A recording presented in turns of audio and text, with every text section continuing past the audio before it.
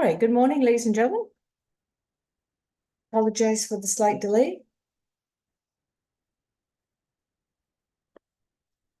Good morning, Your Honor. Morning. All right. Good morning, Judge. Good morning, Ms. Lewis. Good morning, Your Honor. Morning, everyone. Morning, Mr. Siano. I think, is courtroom 2 available, or do we have anyone in the waiting room, Ms. Lewis? No? Oh, okay, there we go. I'm in the waiting room. Thank you. All right, good morning, Ms. Vigiletti and Mr. McLean. How are you all? The sooner you get on, the sooner I'll put it on. Courtroom 2, can you hear me? Apologize, Your Honor. We're just settled. Okay, no. I just had a couple of printer issues, but as soon as y'all are ready, we can get started. I'm gonna start off with position 2 and 3. Okay. Good morning, Judge Law. How you doing? Under American principles, ignorance of the law. Good morning, Deputy. Yes, I'm doing well. Thank you. All right, we're gonna start off with position number 2 and position number 3, Mr. Lorenzo Bartley. All right, sir.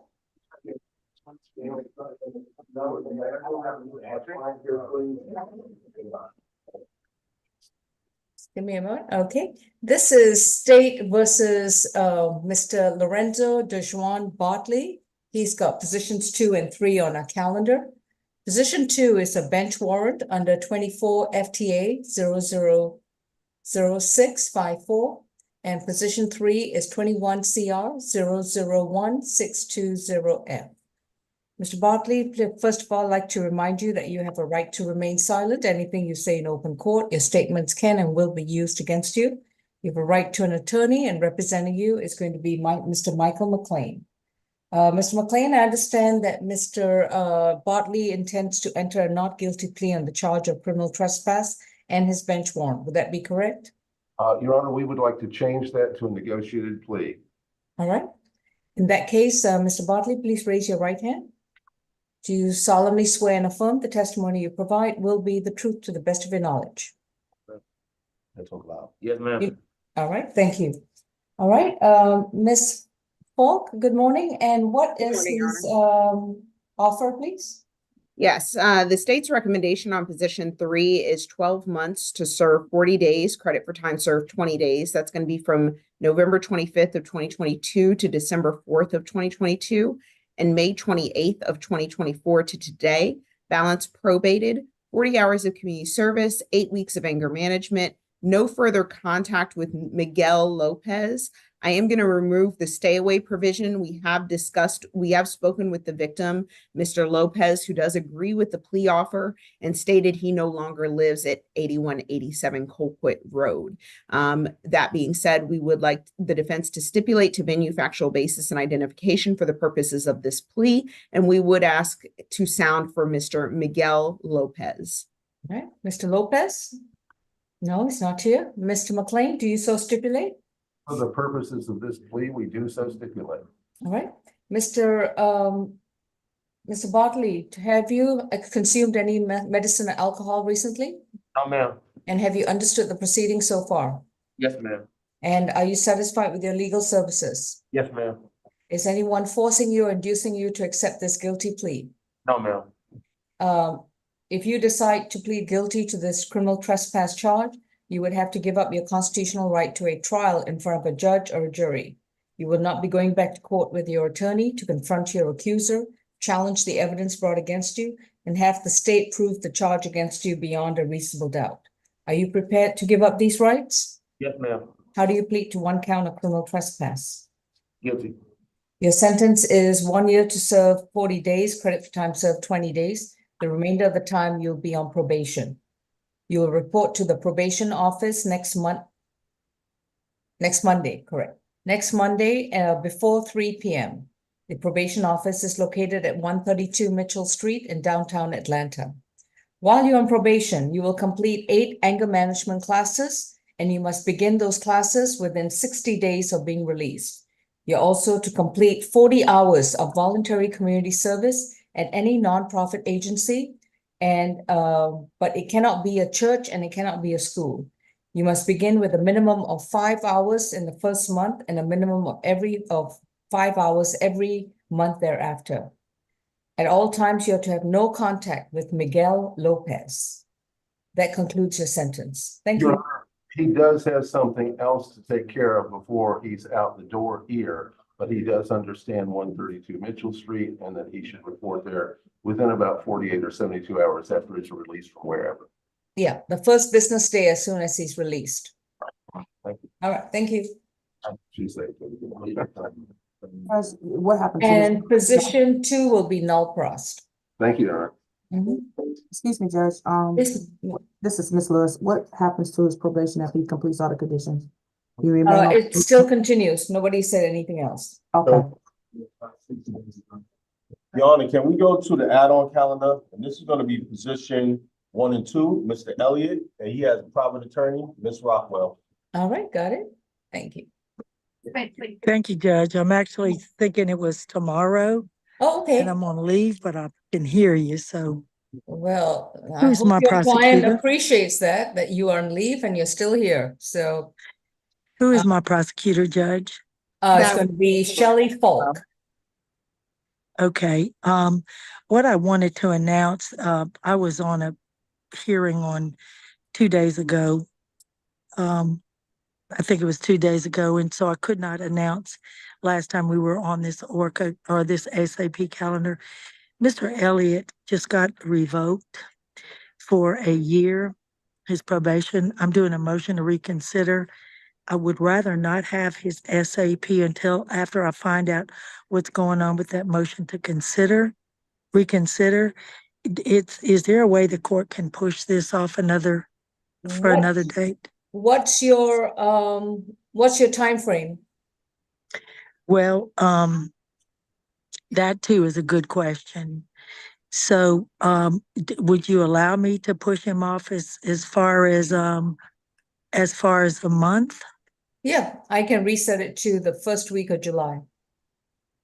Okay, would it be on Zoom, Judge? Yes, Thank you so much. What day, please? I believe it'll be the first available Thursday, and I don't know if That will be- that's not a holiday, right? That should be. That's a It holiday.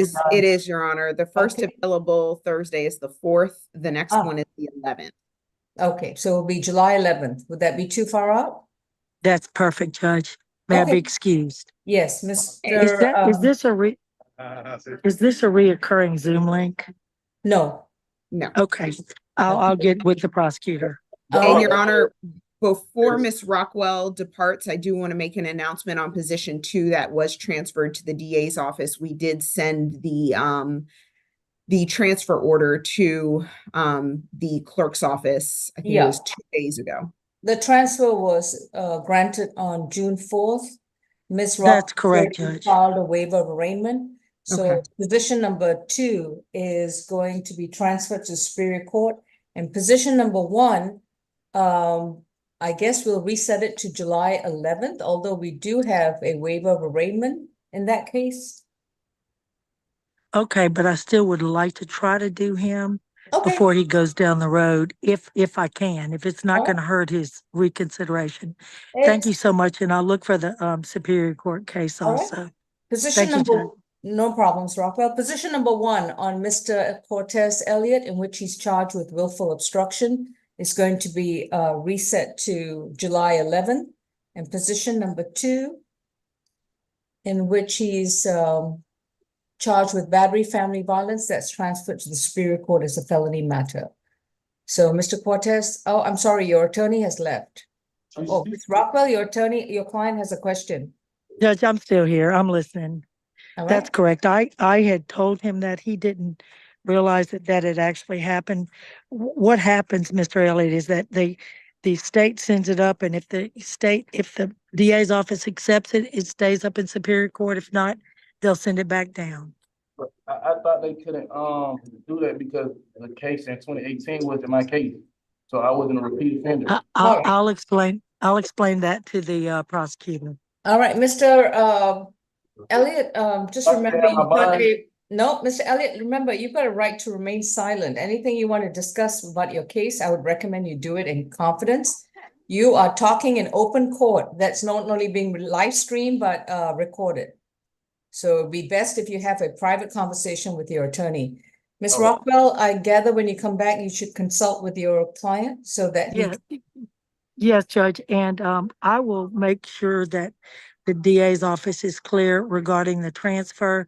There was two separate reasons why they were sending it up, and he's talking about one of the reasons is a prior domestic violence is really his brother, but there's another reason. So I'll stick with that issue up in the DA's office and see if we can get it back down. Otherwise, we'll handle it up there. Thank you, Judge.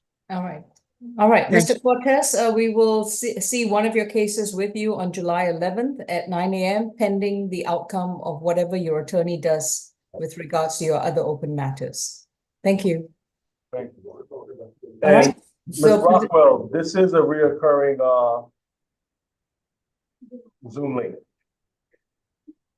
oh, okay. There you go, Ms. Rockwell. Thank you. Thank you, Officer Norris. Okay, moving on to, We're gonna go to position number 4, Mr. Michael Frost. is that on the add-on or the, That's the regular SAP calendar, Your Honor. all right, sir? Cross. Judge, will that be at 9 a.m.? 9 a.m., that would be correct. Thank you. And do you know who's got the Orca this afternoon at 1:30 final plea? Today's the 6th, that'll be Judge Morrow. Okay, thank you, Judge. Thank you so Okay. much. All right, so let's begin with Michael Cross. Ladies and gentlemen who are in courtroom 2, I'd like to, it was an oversight on my part. I'd like to remind everyone, this is a status calendar of the misdemeanor cases that are presently with the State Court of Fulton County. These are all criminal misdemeanor cases, and if you're a defendant charged with one or more misdemeanor offense, please remember that you have a right to remain silent. Anything that you choose to discuss about your case in open court, your statements can and will be used against you in the treatment of your case. This entire virtual proceeding is not only being recorded but live streamed, so be very cautious about what you say and only discuss your case directly with your attorney. You have a right to an attorney. If you cannot afford one, one will be appointed to represent you. Presently, we have Mr. Michael McLean and Ms. Olivia Vigiletti to represent most of you. All right, position number 4 is State versus Michael Cross, 24 CR 3324C. Mr. Cross has been accused of driving while license suspended or revoked, 2 counts of that particular offense, and knowingly driving a motor vehicle on a suspended or canceled registration. This is from May 23rd, 2024. Mr. Cross, you've been advised of your right to remain silent, and your attorney is Mr. McLean. I understand that Mr. Cross is accepting a offer from the state. Mr. Cross, please raise your right hand. Do you solemnly swear and affirm the testimony you provide will be the truth to the best of your knowledge? Yes. Thank you. Ms. Falk, what's the recommendation, please? Yes, Your Honor. The state's recommendation on count 1 of suspended license is 12 months served 26 days, credit for time served 13 days. That's going to be from May 23rd, 2024 to today. Balance probated and a $1,000 fine. Count 2 will merge with count 1, and count 3 is 12 months probation concurrent with count 1 with a $135 fine. We do ask the defense to stipulate to venue, factual basis, and identification for the purposes of this plea. That's all. Your Honor, for said purposes, we do so stipulate. It is a request of Mr. Cross that the $1,135 fine be converted to community service. It has to do with his finances. Miss, I'm just trying to see if I have Miss Tyson. Excuse me. Miss Tyson, could you give me Mr. Cross's pre-trial report or prior history? Okay, one moment.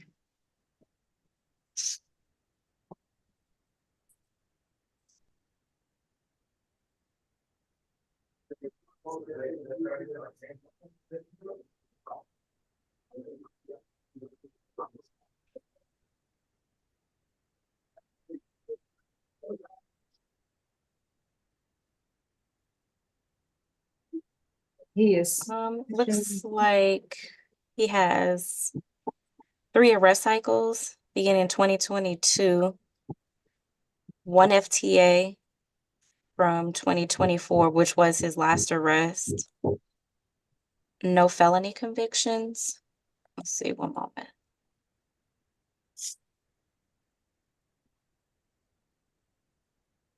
GCIC did indicate an active warrant out of Douglasville for a failure to appear. Warrant was signed July 21st of 2022.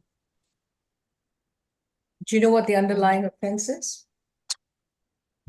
Let's see.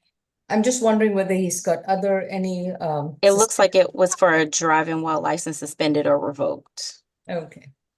All right. Yes. Let's see. Is anything else? Mr. McLean? And it looks Oh, like he sorry. just had maybe like 2, let's see. Most of his history, looks like most of his history is actually out of Pennsylvania. Last arrest, he has 22 cycles out of Pennsylvania. Last arrest was in 2017 for theft by unlawful taking, criminal mischief, criminal trespass, simple assault, robbery. Oh, no, I was just looking for any other traffic infraction. Thank you very Okay, much. you're Mhm. welcome. Mhm. And it looks like Mr. Cross was booked into Fulton County Jail on December 21st, 2023 on driving while license suspended and knowingly driving on a canceled registration. So this is a repeat offender, and I'm not going to grant this request to convert his fine to community service. Unfortunately, Mr. Cross is not going to get the easy way out. On the $1,000 fine with regards to the count 1, I'm going to amend that to a $500 fine plus 50 hours of community service. And then the fine on the canceled registration remains. So the fine will be $635 plus 50 hours of community service. No driving for 1 year. This is going to be a court-ordered suspension for 1 year. His license is going to be suspended again anyways, so he won't be eligible for reinstatement until his probation is completed. Mr. McLean, anything else? If I can mute for a moment and make sure he understands the change, I think it's relatively simple for him to understand, but this may take just a moment. All right.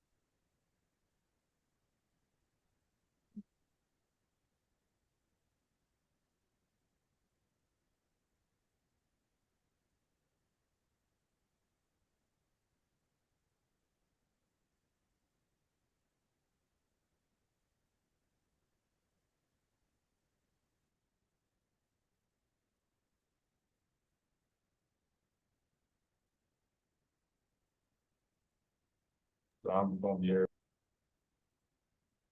Mr. McLean, are we ready? I believe we are, Your Honor. We're discussing All right. extraneous matter now, so I think on this case, we're totally ready. All right. And do you stipulate to the factual basis, venue, and ID?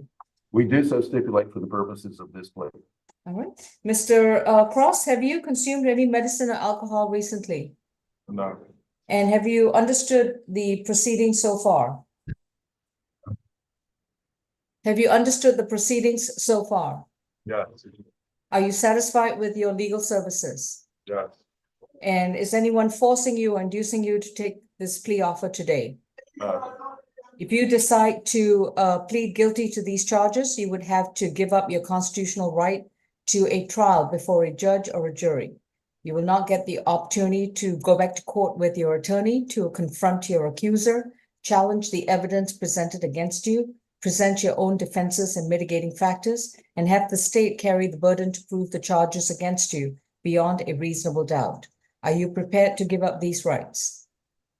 Yes. You understand that these are traffic infractions that will add points to your driving history. Has that been explained to you? Yes. And you understand that by court order, you are suspended from driving for a minimum period of 1 year. Yes. Okay. Are you still willing to enter this plea freely, willingly, and knowingly? Yes. How do you plead to one count of driving on a suspended or revoked license? Guilty.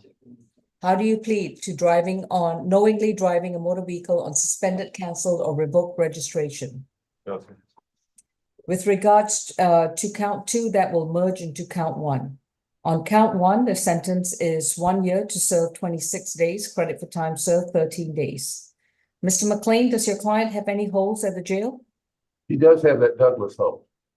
All right, so is Douglas County coming to pick him up?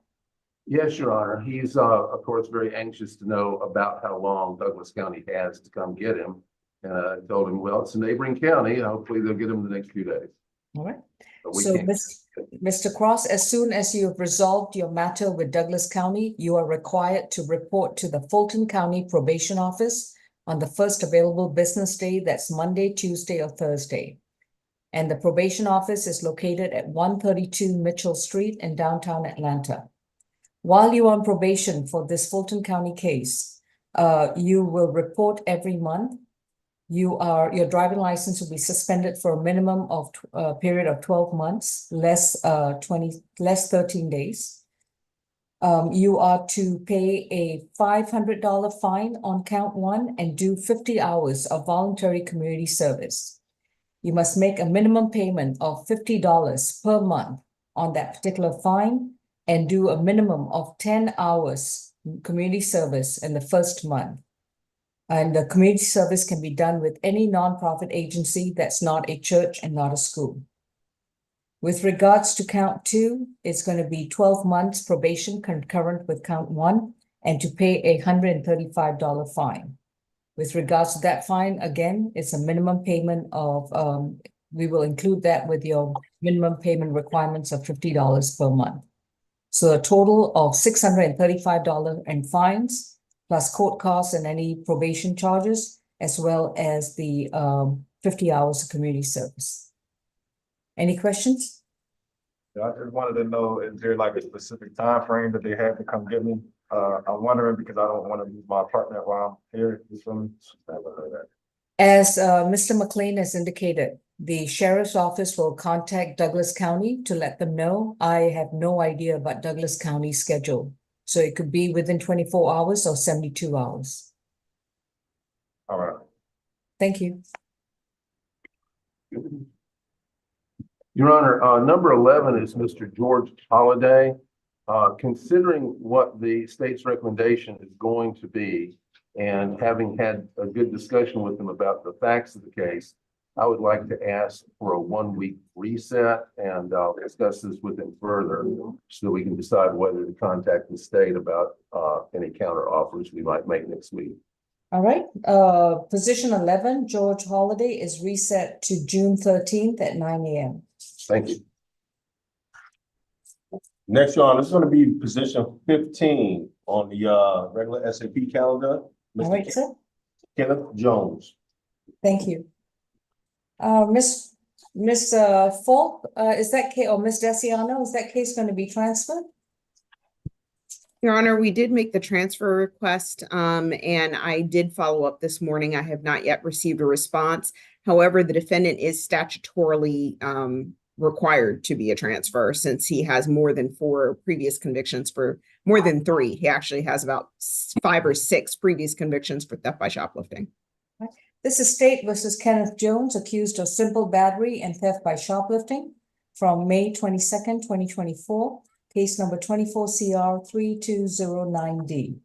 Mr. Jones, you've been advised of your right to remain silent, and your attorney is Ms. Vigiletti. Ms. Vigiletti, I don't believe there's an offer on the table, and we are still pending a transfer. What would your client like to do at this time? The only other option I see is to arraign the case. Yes, and I can file a waiver. All right. Mr. Kenneth Jones, your attorney is going to enter a not guilty plea on your behalf and will be filing a waiver of arraignment, and your case is going to be further noticed for trial pending the district attorney's acceptance of this case as a felony matter. Thank you. Thank you, Judge. Just give me one moment. I'm listening.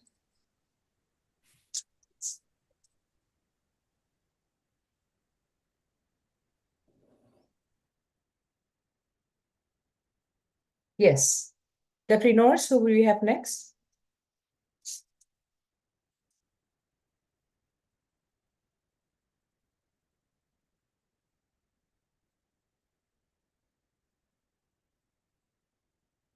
I have a situation with Mr. Garland that I need to ask the court about and the state. Mr. Garland, okay. You need to ask the court, or is this? Well, I believe that Mr. Garland, I'm trying to fire up the laptop to get more information. I believe Mr. Garland has, I can get some notes here. Where to go? Not yet. I believe Mr. Garland has a pending and open 2022 DUI case on which there is a $6,500 bond on a bench warrant. And the situation, Your Honor, is he has a great need to go attend another hearing elsewhere. And I wondered if by the end of today, we could get the state to pull out case number 22CR005829D. Repeat that number again, please. 20. We are addressing, by the way, position 10 on the calendar. And Number 10 on the calendar, right? all right, 22 CR. 22CR005829D as in dog.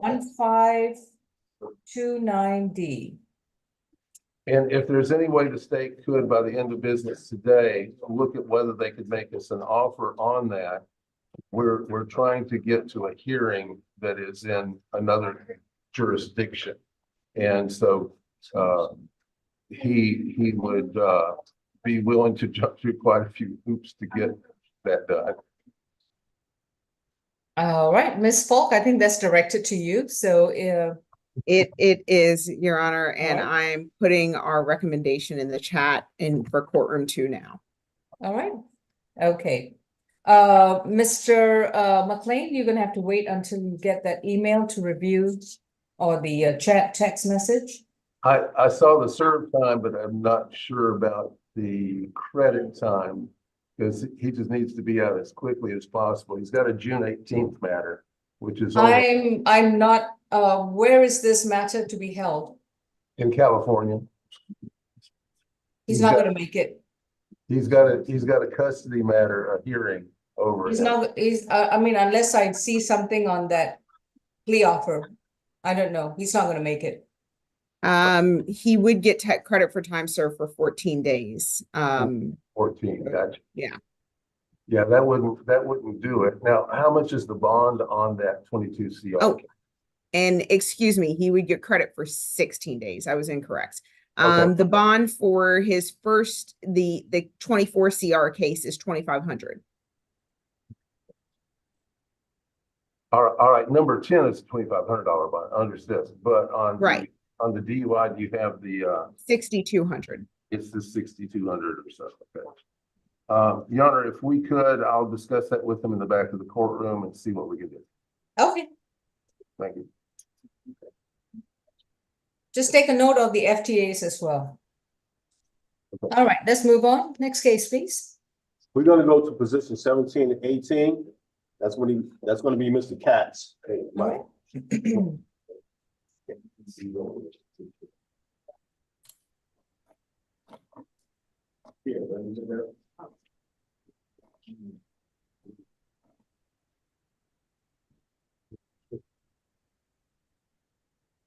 This is State versus Jonathan Emmanuel Katz, Katts. On position 17, Mr. Katz is accused of criminal trespass from September 12, 2023 at a BP gas station on Windsor Street, case number 23 CR 5453E. On position 18, Mr. Katz has got a bench warrant from March 22nd, 2024, case 24 FTA 659. Ms. Katz, you have been advised of your right to remain silent, and your attorney is going to be Ms. Vigiletti. And Ms. Vigiletti, I understand that this is going to be a negotiated plea. Would that be correct? Yes, Your Honor. All right. Mr. Katz, please raise your right hand. Do you solemnly swear and affirm the testimony you provide will be the truth to the best of your knowledge? Repeat. Yes. Thank you.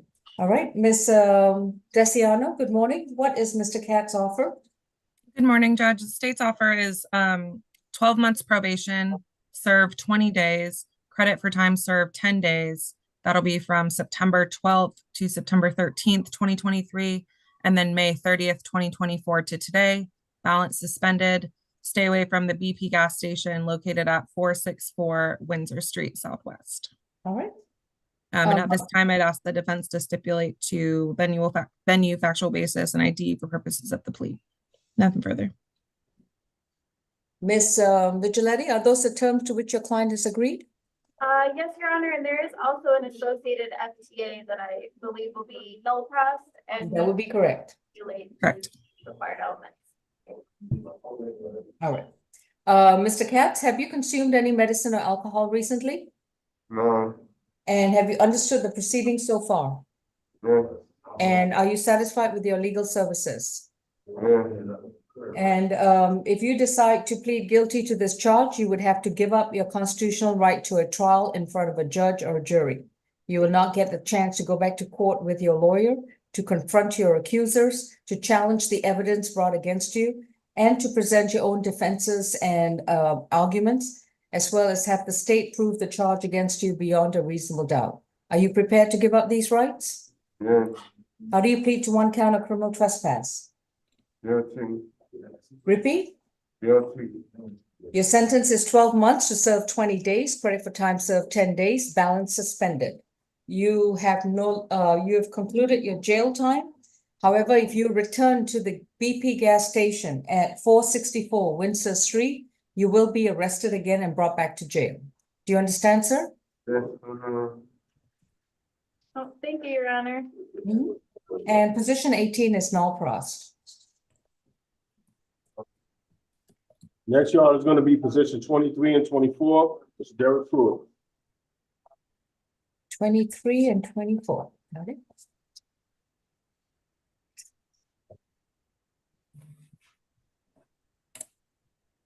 And Ms. Vigiletti, are we ready to proceed on Mr. Pruitt? Your Honor, this is a bit of an unusual situation. This is a case where Mr. Pruitt believes that he took a plea to this case at the same time as he took a plea to case 22 CR 006490B. They do involve the same victim, and this case is older. They are flagged as companion cases in Odyssey, but I don't see any paperwork for this case being resolved. He has a memory of them both being resolved. He described the judge to me. He described the situation. Ms. Falk and I both took a look, and we don't see any paperwork for this. I'm wondering if it's possible for us to get a transcript of that hearing to take a look and figure out what happened here. If this case was not resolved, then I'd like to make a bond request on the FTA today based on the kind of his reasonable belief that he didn't have anything pending here. That hearing took place October 11th, 2022, before Judge Morrow. October 11th, 2022? Yes, Your Honor. I believe that's an SAP hearing. And you said the other case was 6490B. Yes.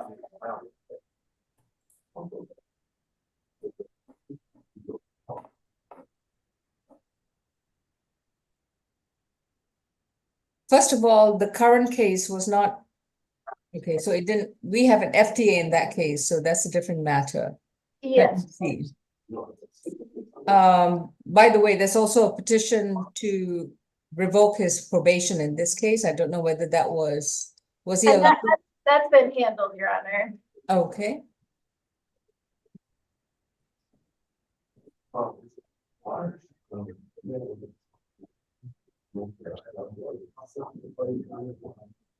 since it was handled at an Orca calendar on October 11th, you would probably have to go and find out who was the court reporter scheduled on that Zoom proceeding and get the transcript at that time.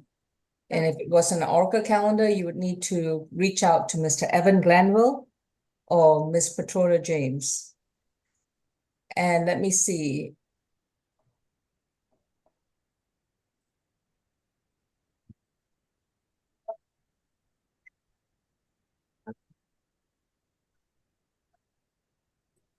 The disposition that was entered on that calendar, let me see, 1, 2, any notes over here that it also involves the 21 CR case?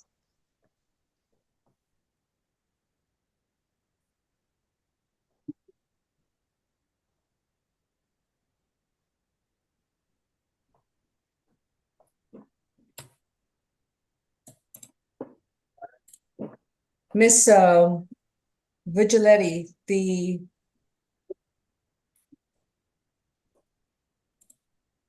Miss Catrice Helen was the PD at that time. All paperwork only indicates a plea to 22 CR 006490B. I'm looking at the official disposition sheet. It does not reference it is concurrent with any other case. On the general conditions of probation, it doesn't indicate that it's concurrent with any other case. On the plea sheet filled out by Miss Helen, Public Defense Helen, does not indicate any other case other than the 22 CR case.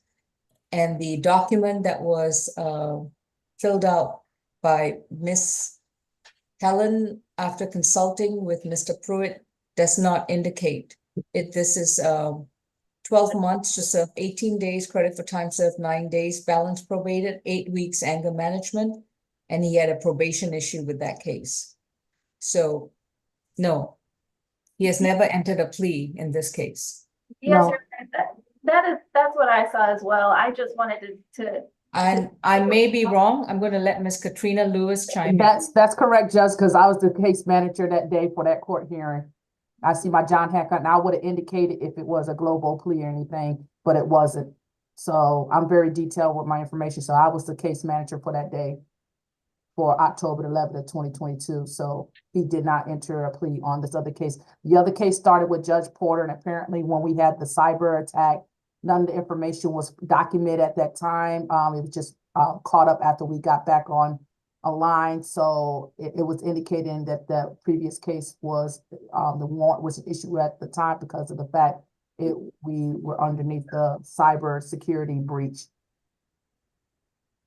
All right. So at this juncture, Ms. Vigiletti, I'll be glad to reset the case for you to do your own investigation, or we can proceed today. What would you like to do?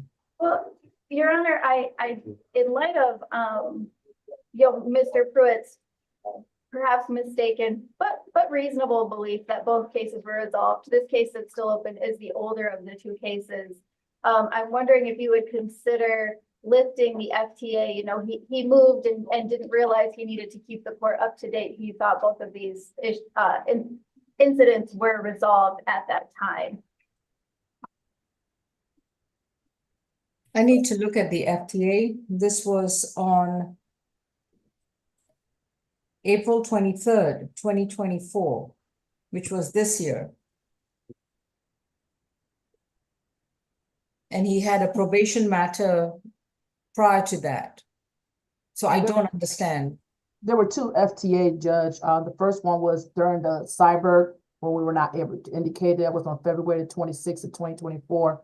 In front of Judge Porter for a status conference, because at that time I was working up there for Judge Porter, filling in. So I pretty much, my hands is like all on this case. All right. Let me just look at this.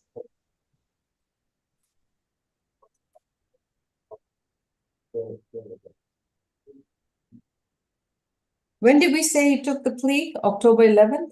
Yes, Your Honor. Okay. Just prior to taking his plea on October 11th, he was released from jail on September 12, 2023. So he knew he had a second case. There is no indication that he took a plea on October 11th for 2 cases.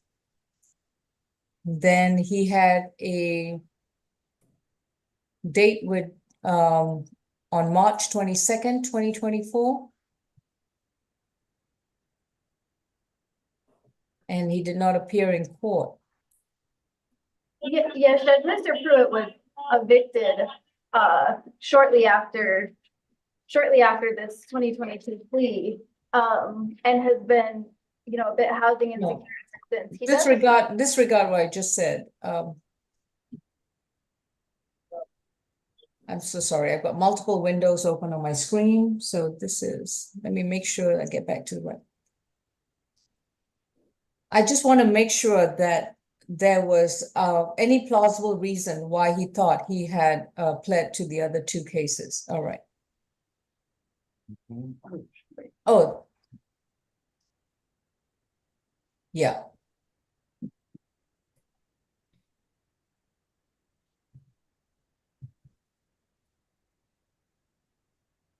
And when did you say the eviction took place?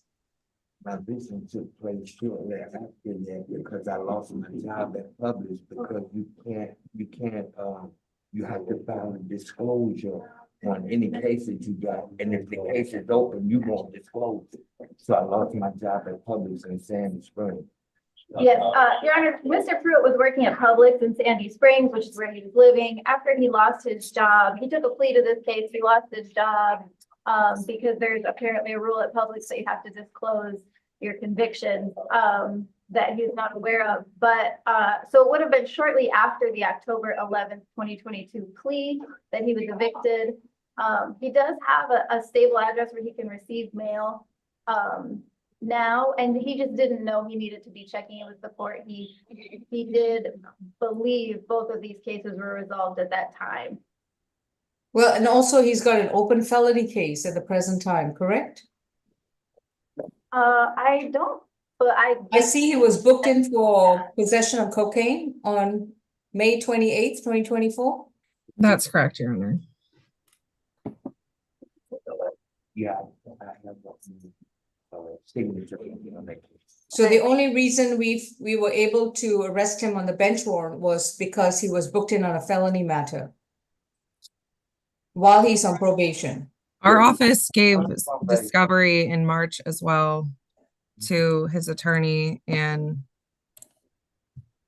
there have been several hearings since 2022. I understand that he maybe Sure. didn't notice of them, but he had counsel. The hearings are evidence that we knew, but when you're a person who's homeless that's not aware that you have to be. No, I agree, Ms. Vigiletti. I'm just looking at all the circumstances, but what's also coming up at me is that he wasn't arrested because of the bench warrant. He was arrested because there was probable cause to arrest him for felony possession of cocaine. Hence, the bench warrant popped up. Understood, Your Honor. All right, so the request to modify his bonds denied.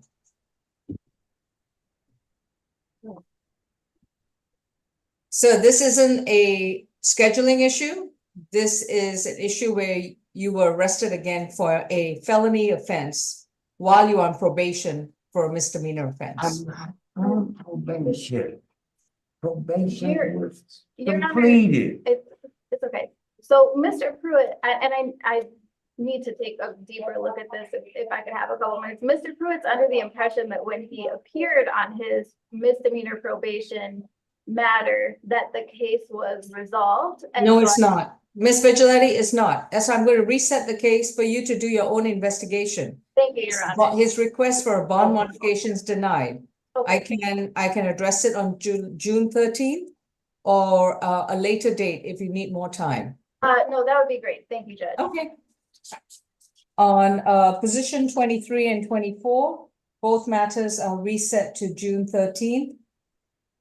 pending to see if he had pled out to this case when he took the plea on October 11, 2023. Thank you. Come on, Ms. Fuller. You go. Next, we're gonna go to position number 28 and 29, Mr. Sidney Stroud.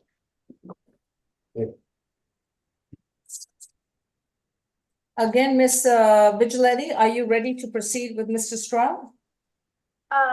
Yes, Your Honor. And how are we proceeding?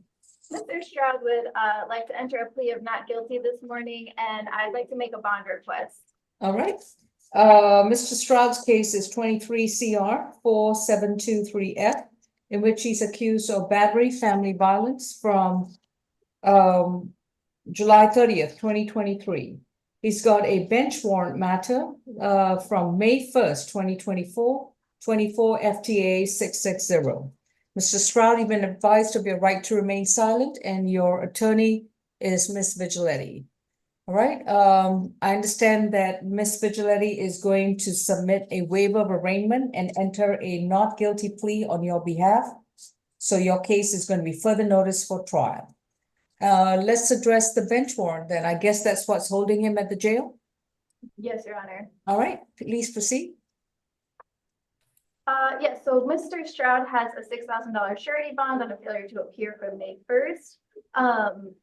This morning, we're really just asking, Your Honor, to kind of forgive a bad but understandable mistake. Mr. Stroud lives in LaGrange. He's not a person that gets into a lot of trouble.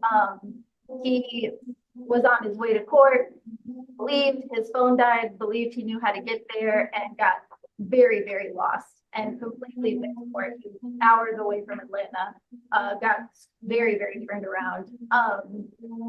You know, of course, in hindsight, should have called the court the next day to explain what happened to prevent this situation. But, you know, his family has come to try to bond him out. And you know, when there's an FTA bonding, companies charge much higher than normal. So we're asking for a bond reduction this morning. He does work at Five Star Construction. He's worked there for years and years. He also lives on a family farm. His grandmother is 90. She can't maintain her own farm. You know, June is peak farming season. They have cows, they have hay fields, horses.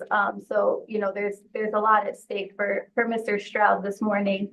Of course, we're here, you know, the bond is on an FTA, but you know, the reason Mr. Stroud doesn't want to take a plea is that, you know, he tells me this didn't happen. He didn't commit battery, family violence. His story has stayed the same. It's the same story he told in the police report.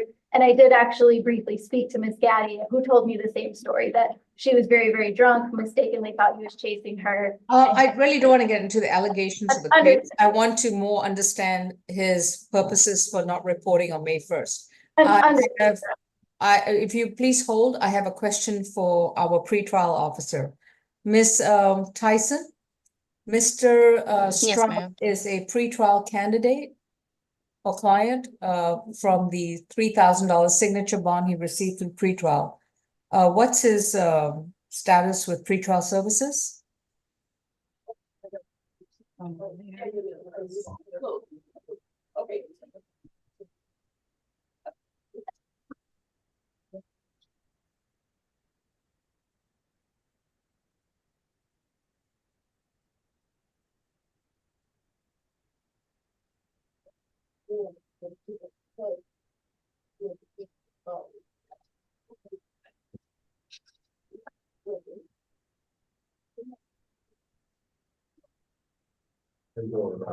He was required to also complete a one-day anger awareness class with pretrial. It looks like, let's see. Going through the officer's notes.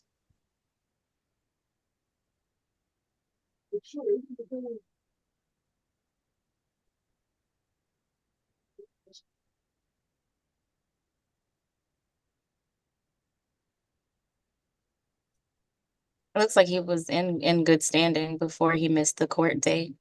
Okay.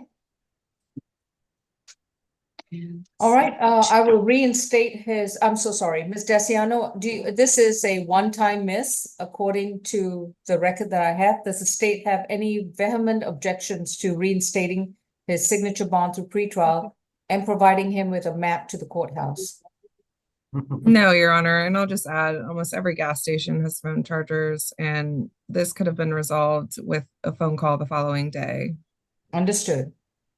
I'm going to reinstate his signature bond with pretrial services. He'll be required to report to pretrial once a month. And I'm going to set aside the bench warrant. So Ms. Vigiletti, please make sure that the order states is setting aside the bench warrant and in other words, vacating it and reinstating his signature bond with pretrial services. He's required to report every month. And between now and his next court date, I expect him to memorize the route to Fulton County State Court. Because and get a charger. I don't know. I have no idea how to have him manage his devices, but this is not acceptable in the future. Understood. Thank you so much, Your Honor. All right, thank you. Your Honor, you can go to jail court's iPhone or medical, either or. All right, sir. Jail court iPhone, we have position number 16, Mr. Jordan. 16, yes, sir. This is Jordan Jaron, position number 16. And if I can just get to the right, there we are. Okay. Mr. Jordan is accused of disorderly conduct from November 3rd, 2023.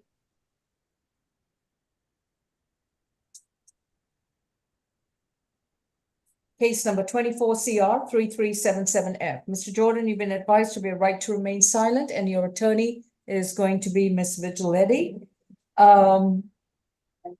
Ms. Vigiletti, how are we proceeding on this matter? You said you're filing a not guilty plea?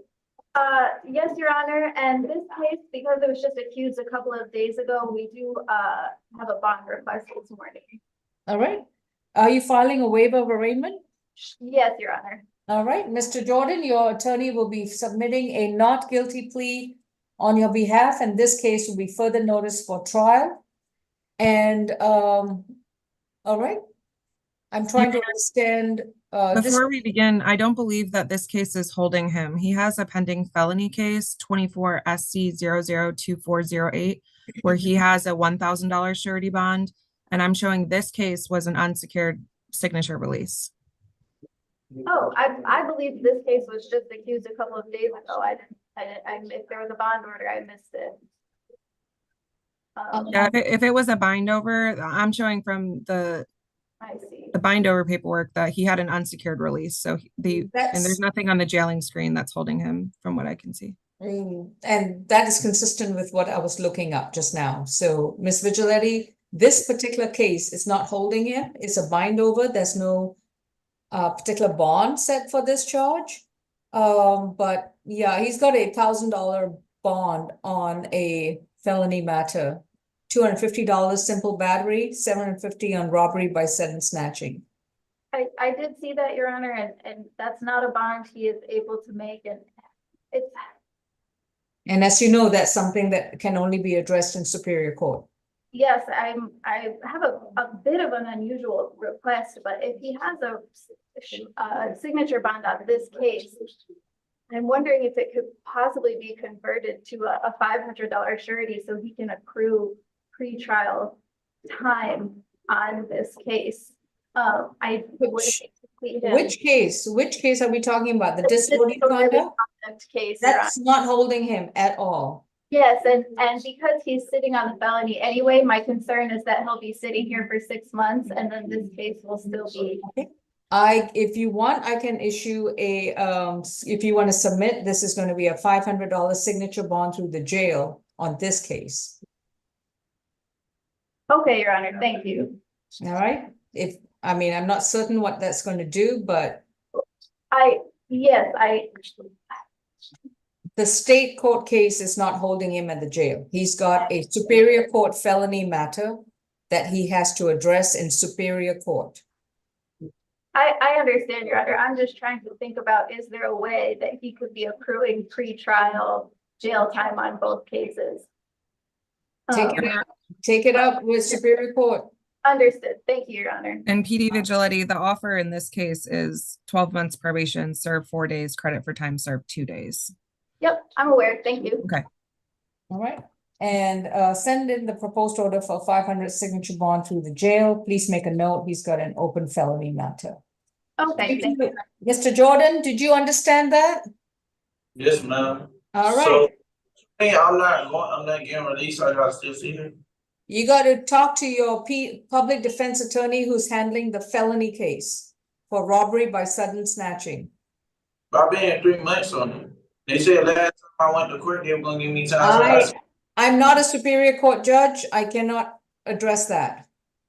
You have to go to Superior Court for that. all right. Thank you. Next case, please. Jail Court iPhone, do you have another one? Oh, medical, I'm sorry. Yes, medical. Who do we have, please? Jail iPhone can go ahead and do that next person. All right, thank you. He's good. You can go back. Who do we No, have no, for no, Jail Court iPhone? Oh, I'm sorry. This is Looks like position number 1, Askew.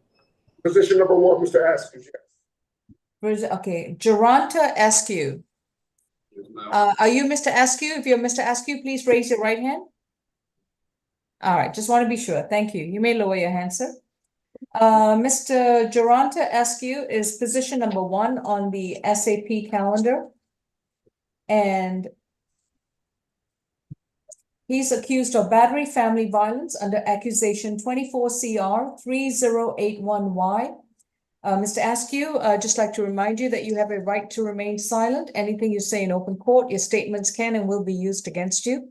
You have a right to an attorney, and representing you is Mr. Michael McLean. Mr. McLean, I understand that you'll be entering a not guilty plea on behalf of your client. That is correct, Your Honor. Not guilty on this charge and a bond request. All right. Will you be submitting a waiver of arraignment? I'd be glad to, Your Honor. I can do All that. right. All right.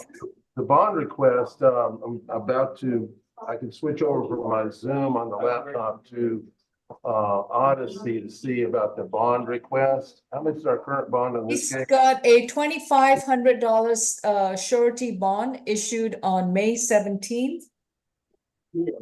By Judge Williams with no contact with Rochelle Askew and to stay away from the incident location. And it is a no contact bond, Your Honor? No contact and stay away, Stay away. Very good. in addition to the standards. Your Honor, I think that what we need to do today is request the bond to be lowered to a signature bond or possibly no more than $1,000 surety bond to enable him to make that bond. Your Honor, that request will be based on the clerk will read the cycles on the GCIC, NCIC, and we believe that his record is not so bad that it would not justify a signature bond or a $1,000 surety bond or something in between. All right, Ms. Tyson, I'm sorry, I wasn't the judge at first appearance, so Ms. Tyson, if you please give me his arrest cycle on GCIC. Yes, he has 20 arrest cycles beginning in 2000. He has at least 3 FTAs that are outside the 10-year period. His last arrest was for a violation of probation out of DeKalb County. That was from 2015. He has another violation of probation from 2015 out of DeKalb County. He has a misdemeanor conviction out of DeKalb County for theft by shoplifting. 2 counts. I'm sorry. Yes, 2 counts of theft by shoplifting from 2013. That's the most recent conviction. He took a no-low plea on that case. He has another misdemeanor conviction from 2014 out of DeKalb for driving while license suspended or revoked. And another misdemeanor conviction out of DeKalb County for battery family violence. 2 counts. 1 count of disorderly conduct, cruelty to children in the 3rd degree. 3 counts. And that's from 2012, Your Honor. All right. Anything else, Mr. McLean? Your Honor, in that, from what I've heard and jotted down, then I would simply emphasize that 2012 is 12 years ago. On the last item mentioned that the 2015 VOP is 9 years ago, and there was the matter of the 2013 matters, which are 11 years ago. A lot of the things that he has been held responsible for in the past, Your Honor, do have some age on them. All right. And this is Geronta Askew, right? Yes, All right. So we do know that in addition to, he's got the current case open too. did I read Your that Honor, correctly? Was that 25,000 or 2,500 it was 2,500, Your Honor, for this one? for this one. For his other family violence battery case that's currently in the felony division, it's a $40,000 surety bond. Right. And he's going to. And I would like to say, it looks like there may have been a typo on the jail screen because I'm looking at 25,000 instead of 2,500, which is actually what the bond order set the bond at. All right. Ms. Right. Lewis, is there a way we can get the jail records to amend that if that's the correct? Your Honor, I can send it over to my contacts over at Jail Records so that they can fix that. I will say, however, we are asking that the bond not be reduced. There is, again, a history here with family violence convictions. I will say, thank you for PD McLean bringing that to my attention, because I actually do need to go ahead and request a transfer to the DA's office as a felony family violence battery, since he has previous convictions. Well, we discussed that possibility, but at any rate, if the bond today on this case could be the signature or the 1,000, he's facing that $40,000 bond on the other, and he will address that in a hearing. And Your Honor, our response to that would be that he has now two outstanding, well, he was arrested on 2 warrants, one for a battery against this victim on April 4th of 2024, and then our case, which was a battery from July 2nd of 2023. So less than a year apart. And again, there is a history of family violence battery, which I believe is why Judge Williams did make a determination that this was a surety bond. There's been no provisions or been no information given by the PD's office that would contradict the Ayala factors, which would justify a surety bond on this case.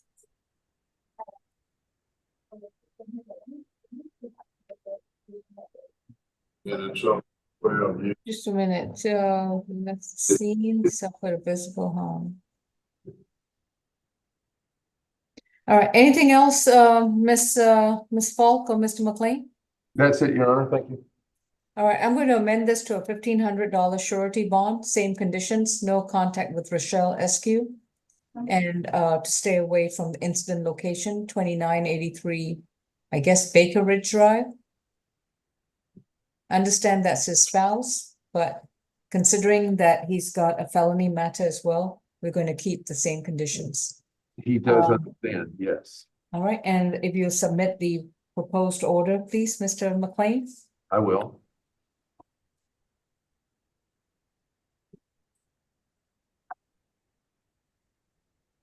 Thank you. Thank you, Your Honor. All right, jail court iPhone. Mr. Askew, your bond has been modified to a $1,500 surety, and then you have your other felony matter to deal with. Thank you.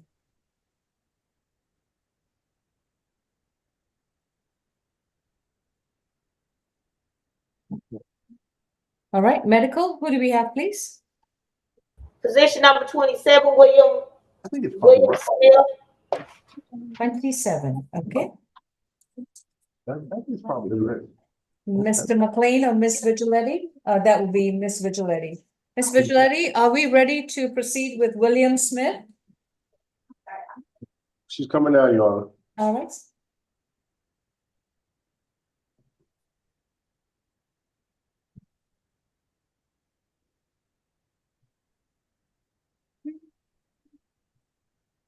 I'm sorry, Your Honor, I was on No with problem. CDC. All right.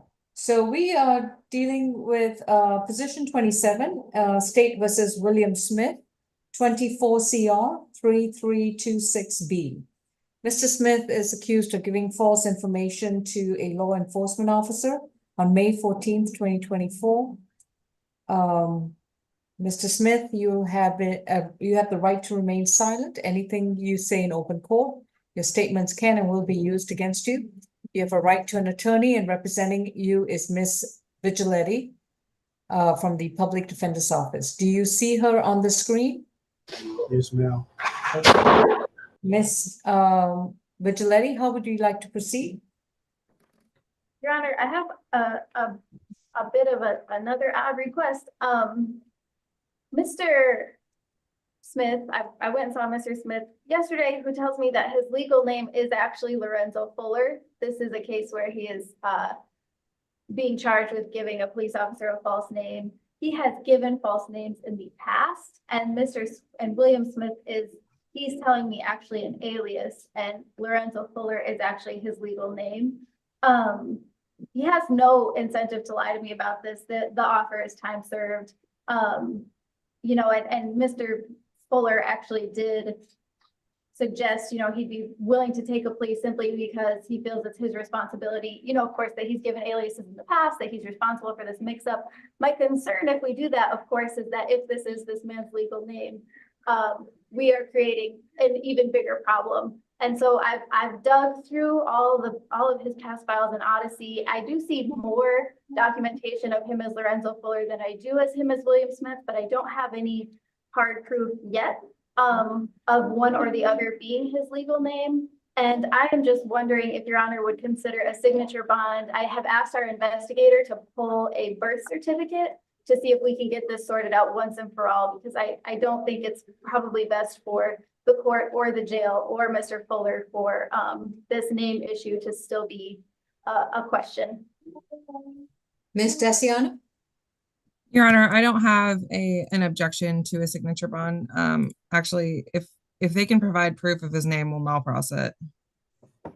All right, on position 27, State versus William Smith, also known as Lorenzo Fuller or Lorenzo Fuller Jr. The bond is set at $1,000 signature bond through the jail. Miss Vigiletti, will you be filing a waiver of arraignment, and I'll further notice this case for trial? Yes, Your Honor, and if it's possible, if I could if we could just chat briefly so I can get a current number for Mr. Fuller, just so we can stay in touch if we are able to get this null crossed. So is that a yes to the waiver to arraignment? Yes, Your Honor. All right. So, Mr. William Smith, your attorney will be speaking with you shortly to get your contact details. You have $1,000 signature bond through the jail. And then you'll need to come back to court when summoned. So make sure your address and phone number are current with the court clerk's office. Would Mr. Smith like to tell us his phone number now, or he can give it to the officer who can put it in the chat? Yeah, let's put it in the chat so, you know, everybody on YouTube doesn't have it. All right. All right, officer, if you could get Mr. Smith's current phone number for his attorney to contact him, it would be very helpful. Thank you. Thank you, Your Honor. All right, are we ready to address the case in courtroom 2? Almost. Almost. One more chance. Let's see. I have 2 probation matters this morning, or rather just one, for a Brigland Salter. Is there a Brigland Salter today? Yes, Your Honor, she's housed at ACDC. I believe she'll be joining us soon. I was actually on the phone with her just a moment ago. Okay.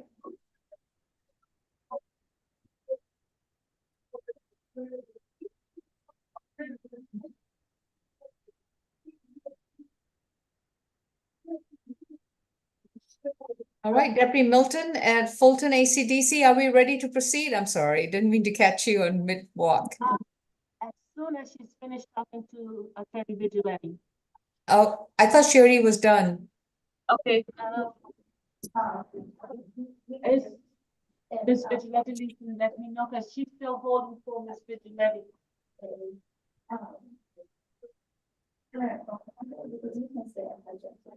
She's on the phone with her now. Okay. Do we have any other cases at ACDC besides Ms. Biglin? Ms. Angel Jones, Ms. Vigilante needs to speak with her also. Okay. All right, Deputy Milton, we will address you as soon as possible. Oh dear, okay. Thank you. Miss Vigilante or Mr. McLean, if you want to take down Mr. Smith's phone number, it's just been sent to everyone in the chat, so. It sure has. Okay, what's that display? Phone number 755. 678. 272. All right. All right. Yes, it was that. William Smith. All right, Mr. McLean, let me know when we are ready to address a case either at courtroom 2 or court iPhone or medical or ACDC. Thank you. Waiting patiently. I think Mr. McLean still has to talk to his clients, y'all. All right. We'll be in a brief recess until one of these locations is ready then. Thank you. Okay.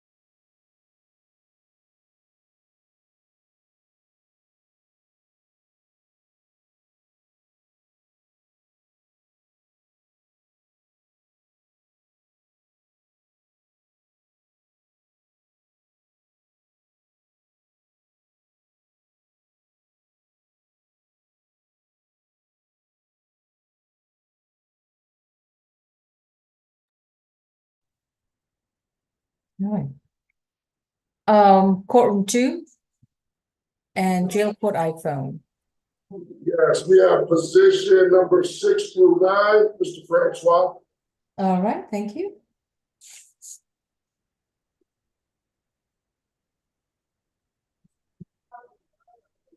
And this is going to be Mr. McLean. Mr. McLean at courtroom 2 and our prosecutor. Mr. McLean, are we ready to address Mr. Stanley Francois? We are. Okay, please don't yell at me. All right, this is Stan L. Hay Francois. He's got 4 separate cases with this court this morning. Am I correct? 3. 3 cases. Beginning with position 7, 24 CR 2819Y, in which he's accused of criminal trespass from May 3rd, 2024. The second case is 24 CR 2987Y, in which Mr. Francois is accused of criminal trespass and willful obstruction of an officer from May 10th, 2024. His third case is 24 CR 3236Y, in which he's accused of criminal trespass from May 23rd, 2024. Mr. Francois, you have a right to remain silent. Anything you say in open court, your statements can and will be used against you. You have a right to an attorney, and you are represented by Mr. Michael McLean, counsel from the Public Defender's Office. And from the notes have been provided, it appears that Mr. Francois is entering into a negotiated plea. Would that be correct, Mr. McLean? Yes, Your Honor. Okay. Mr. Francois, please raise your right hand. For purposes of the plea, do you solemnly swear and affirm the testimony you provide will be the truth to the best of your knowledge? Repeat. Repeat, Mr. Francois, what was your response? Yes, ma'am. Thank you. Ms. Falk, what's the recommendation for Mr. Francois? Yes, Your Honor. On position 7, it is time served, 10 days, credit for time served, 5 days. That's going to be from May 3rd to May 7th, 2024. For position 8, the criminal trespass will be 12 months with 10 days, credit for time served, 5 days from May 10th to May 14th of 2024, balance probated. Stay away from the Economy Hotel at 9995 Old Dogwood Road. On count 2, it will be 12 months concurrent with count 1, balance probated, and a $300 fine. The final case, which is position 9, will be time served 26 days, credit for time served 13 days. That's going to be from May 23rd of 2024 to today. I will emphasize to Mr. Francois, all of these cases involve the Economy Hotel at 9995 Old Dogwood Road. Mr. Francois, they do not want you at that location. Please stay away from that location. It is part of your probation and could get your probation revoked if you continue to go back there. We have. All right. We've discussed staying away from that hotel. Thank you so much, PD McLean. We would ask the defense to stipulate to venue, factual basis, and identification for the purposes of the plea. That's all for the state. Your Honor, for said purposes, we do so stipulate. I would point out, Your Honor, this, and he and I discussed, this would have been time served, balance suspended on all 3 from the generous offer of the state. Had there not been that one little obstruction, it's going to have a $300 fine, which necessitates probation. So I'd ask the court to consider, changing the $300 fine to 30 hours of community service. And as soon as he gets that 30 hours done, could he then be off reporting probation? The request is denied. He will be required to pay the mandatory $300 fine. And I will not terminate his probation. It will be non-reporting once he completes all his conditions. Very good. Keeping in mind that if he returns to the Economy Lodge, even while he's on non-reporting, that still gives the state grounds to revoke his probation. It certainly does, and he knows that. Okay. Mr. Francois, have you consumed any medicine or alcohol recently? I have a question, Your Honor. Go ahead. I didn't quite understand the terms to the probation. You report on probation once, well, as often as probation says, usually it's once a month. It will be phone reporting or in-person reporting as they require. You must absolutely show up in person the first time, and then they'll let you know what they require of you. There is a $300 fine. You should pay that in an expeditious way as soon as you can with whatever means that you have from income and or part-time work that you may find. If you receive a disability check or something like that, it sounds like it might take a few months if you need to squeeze a little bit per month out of that check. But if you get some part-time employment, that'd be great. Okay, so once the fine is paid, would that probation be terminated? It would be non-reporting, not terminated, sir, but non-reporting, the court said. That would mean you would no longer have to pay the $49 a month. But of course, from now on, you have to stay away from that hotel.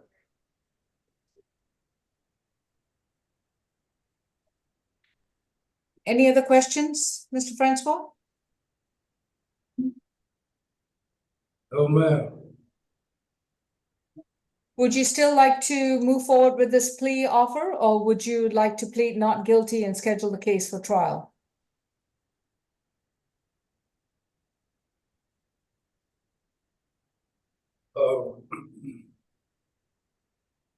This next question has, it's not pertaining to, I'd like to move forward with whatever arrangements that are made. But my next question is,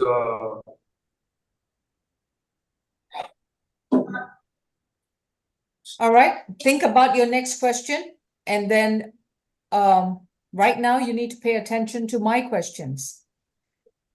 As I've already asked you whether have you consumed any medicine or alcohol, you've indicated to the negative.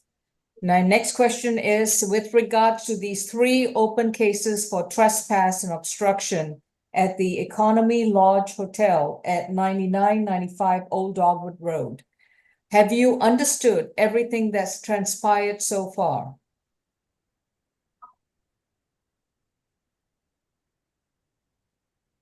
one more time, Your Honor. Everything that's transpired. With regards to the 3 open cases that are pending against you, have you understood what's been going on in your 3 cases so far?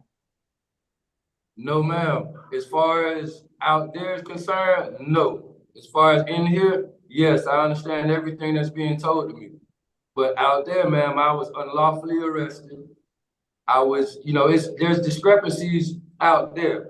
But as far as what you're saying to me right now, ma'am, I understand everything clearly. That makes absolutely no sense. If you believe that you have been unlawfully arrested, then this would be tantamount to a not guilty plea. Ma'am, that's just me voicing my opinion about my case. Okay, and and you are entitled to that opinion. That is your constitutional right. I'm not being, ma'am, I agree on whatever terms that are set. No, based on what you've just told me, it appears that you don't believe you're guilty. It's not what I believe, ma'am. It's about it's about justice. So I'm here for. You need to have a conversation with your attorney. Mr. McLean, you can either have the conversation with him this morning, or we can reset it to next week. I would rather this morning. I think you can get through it, Your Honor, and he would love to. I am not convinced that this is a plea that's being entered freely, willingly, and knowingly. Understood. Right. All right? If he has an honest opinion that he is not guilty, I would respect that more than simply pleading guilty to get out of jail. Understood. Right. All right? So you can have a conversation with him while I address the ACDC matter. Ms. Vigiletti, I'm ready to address your probation matter. Jail court iPhone, may Mr. McLean call him from, or I can put him in a breakout with jail court iPhone once he gets to his device. Well, yes, I can replug the Zoom into a electric outlet. We don't have a You already on Zoom, Mr. McLean? Right. But I have to take it off the electricity. Today, it's not a phone, it's actually a laptop. So I'll take that into the other room. Okay, sir. Okay. Jail Court iPhone, I'm going to put you in a breakout with Mr. McLean Okay. very, very shortly. Thank you. Miss Lewis, or who's doing the is it Mr. Jordan? All right, Mr. Jordan, if you could just keep track of Mr. McLean when he gets on Zoom, we can place them both in a breakout. All right, this is a probation revocation matter. We have State versus Bridgeline Salter. Is that how you pronounce your client's name, Miss Vigiletti? I am so sorry, Your Honor. I just called her Miss Salter. Ma'am, would you like to state your name for the record?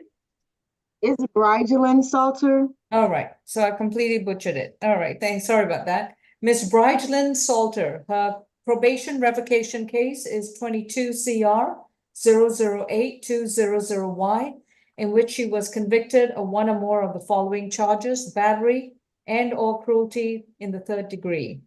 She's got a probation revocation matter 24 PV 000933. Ms. Salter, you have a right to remain silent. Anything you say in open court, your statements can and will be used against you. You have a right to an attorney, and representing you is Ms. Vigiletti. Ms. Allen is with our probation, Fulton County Probation Office. Good morning, Ms. Allen.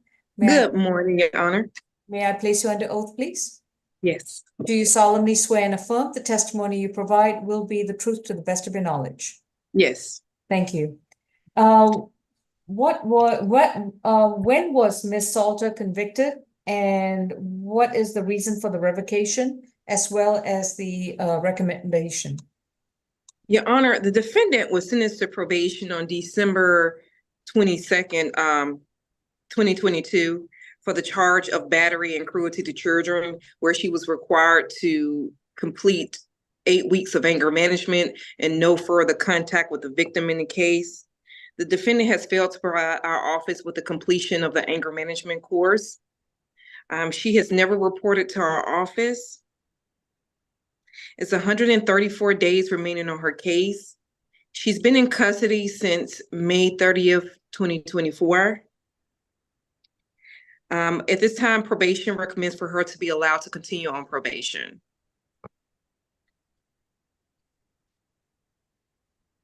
And let me see. So it's been May 30th, you say. So it's been 8 days now she's been in custody? Yes, Your Honor. Yes, Your Honor. All right. Miss Vigiletti? Yes, Judge, I spoke with Miss Salter, and she's had a rough year. She's had a rough go of it. She did spend a little bit of time in Clayton County and then a little bit of time in Henry County.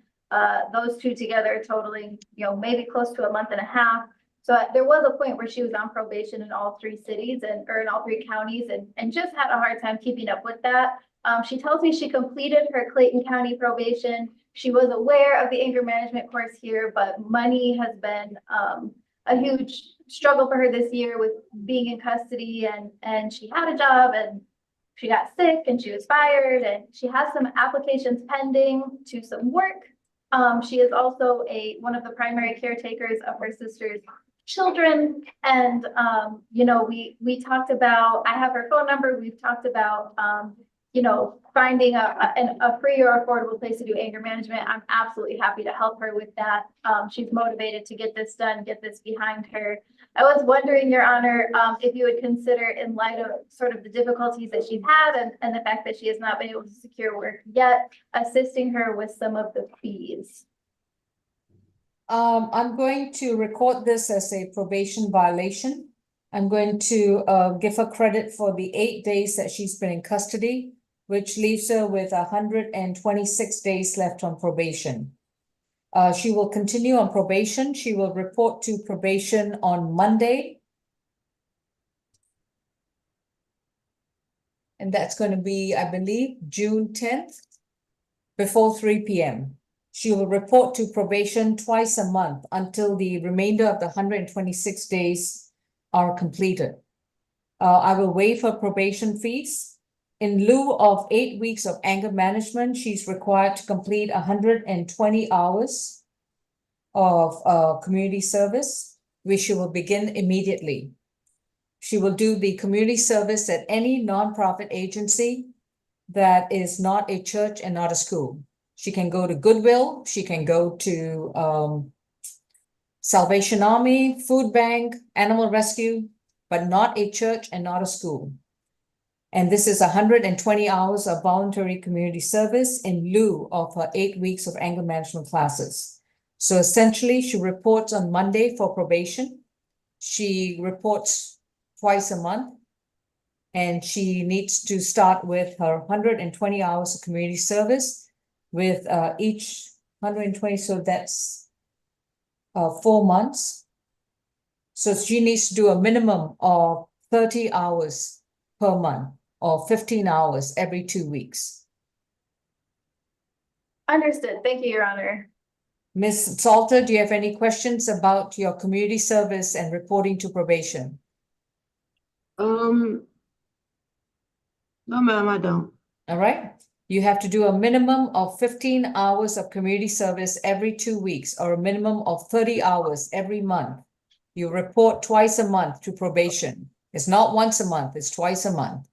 Is there a way that I could, pay a fine to the probation officer? The other option is I can revoke your probation and you complete the remainder of the 126 days in jail, which means that you will have 63 more days at the Fulton County Jail, and then you're done with this case.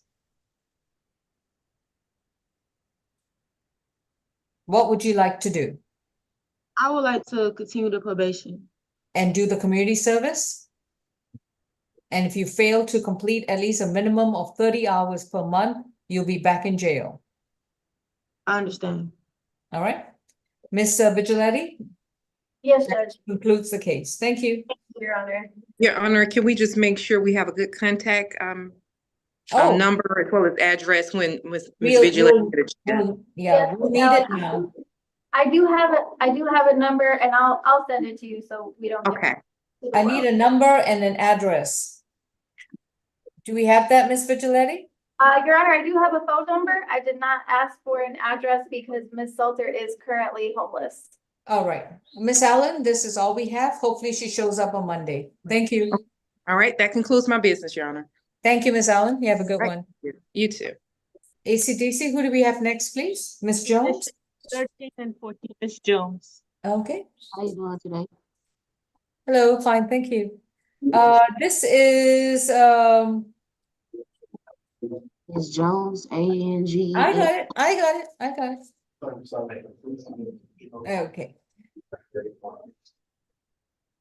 Miss Angel Jones is got 2 positions on our calendar. The first one is 24 CR 25B, in which Miss Jones is accused of loitering or prowling from January 1st, 2024. Her second case is a bench warrant for failure to appear in court, and the case number is 24 FTA 655. Ms. Jones, you have a right to remain silent about the facts of the case. Anything you say about the facts or circumstances, your statements can and will be used against you. You have a right to an attorney if you cannot afford one. Ms. Olivia Vigilante from the Public Defender's Office is available to speak with you and give you her best legal opinion with regards to your case. I understand that you have refused to speak to Ms. Vigilante, or have things improved? She has spoken with me this morning, Your Honor, and actually I'm wondering if it's possible, Ms. Falk, for us to speak privately for a moment about the plea this morning. All right. Is Mr. McLean ready to proceed with his case? Yes, he is, Your Honor. All right. Ms. Vigilante, shall I put you into a breakout? I'm actually wondering, because we're not allowed to bring our phones anymore in my laptop, Zoom, if I could just give you a call, Ms. Falk. Yes, you Sure, can. Would you mind just dropping your number in the chat? I'll give you a call. Thank you. Of course. All right, Ms. Jones, please hold. Your attorney will need to speak to the prosecutor. Going back to Mr. Francois, Ms.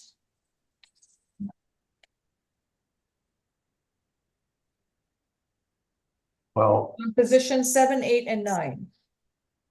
yeah, Yes, we were not able to do the audio portion of the breakout. Therefore, I would need to find out whether that floor could call one of the phones here, even if it meant them getting off Zoom temporarily. And then we could have an audio conversation on the phone only and then get back to the plate. jail court iPhone, are you able to call the courtroom 2? Well, I called courtroom too, I didn't get an answer, so I guess maybe somebody answered the phone. Well, we'll answer. Hey, All right, Blunt, just make sure you have the correct number, 613-2392. no. 613. Blunt, call the 22391 extension. Okay, there you go. When I called the 22391 extension, it's showing that it's property release. Yeah, this is 22391. I know. Number has changed. Vigilante's on the other line. All right, what was the audio issue, Mr. McLean? Your Honor, the laptop computer said that I was using the certain microphone. Although I was using a certain microphone, Okay. what kind it was, he could not hear me. All right, Mr. Jordan, please place courtroom 2 and jail court iPhone in a breakout. Hey. Courtroom 2 and jail court iPhone in a breakout, please.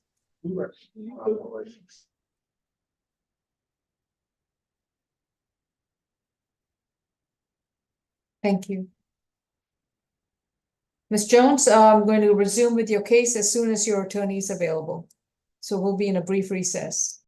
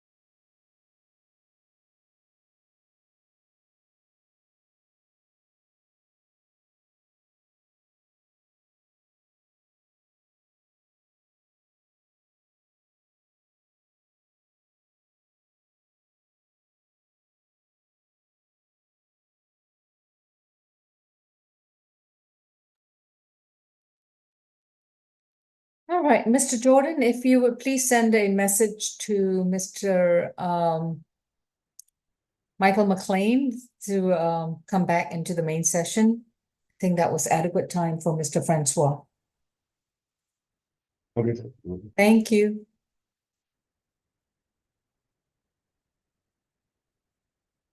And Ms. Falk and Ms. Vigiletti, if you've already completed with your conversation, I think Ms. Jones is ready to address a case.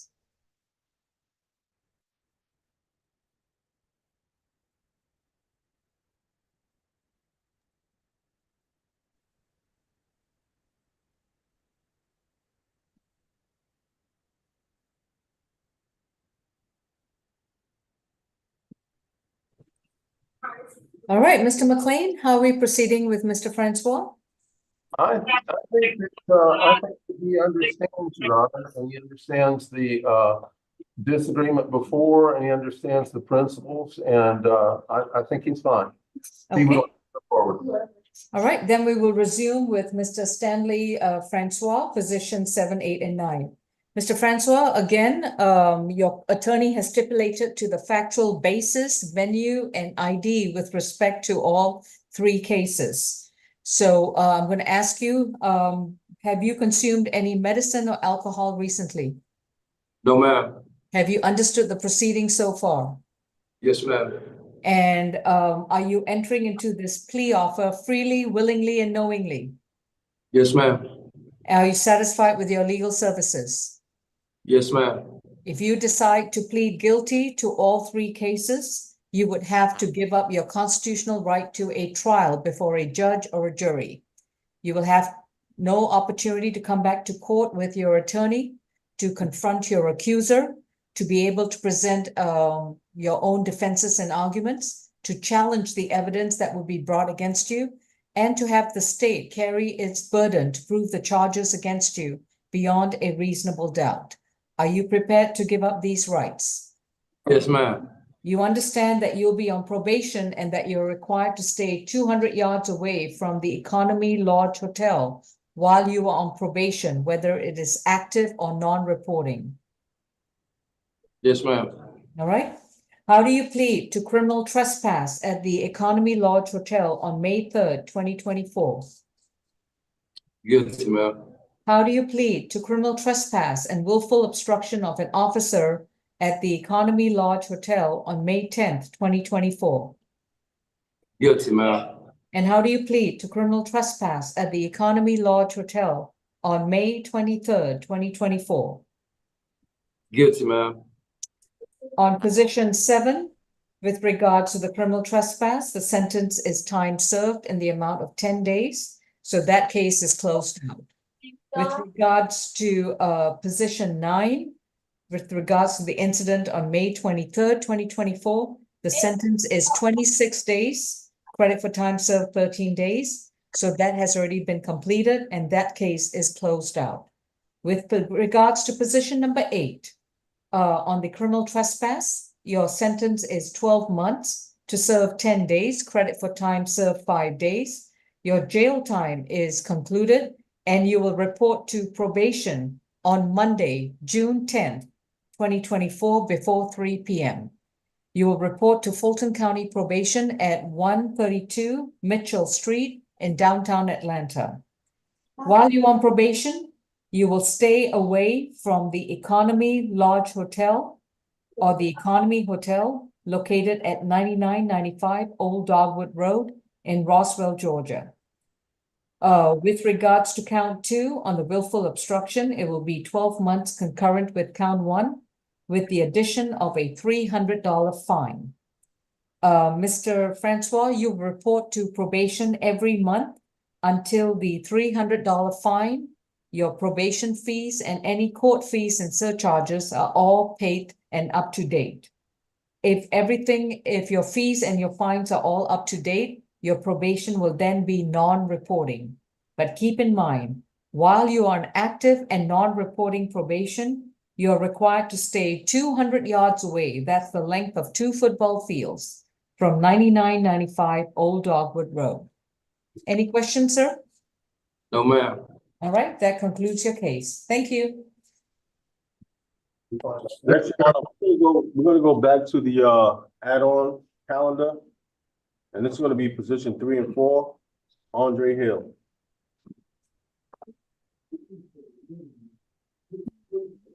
Ms. Falk, have you completed your conversation with Ms. Vigiletti?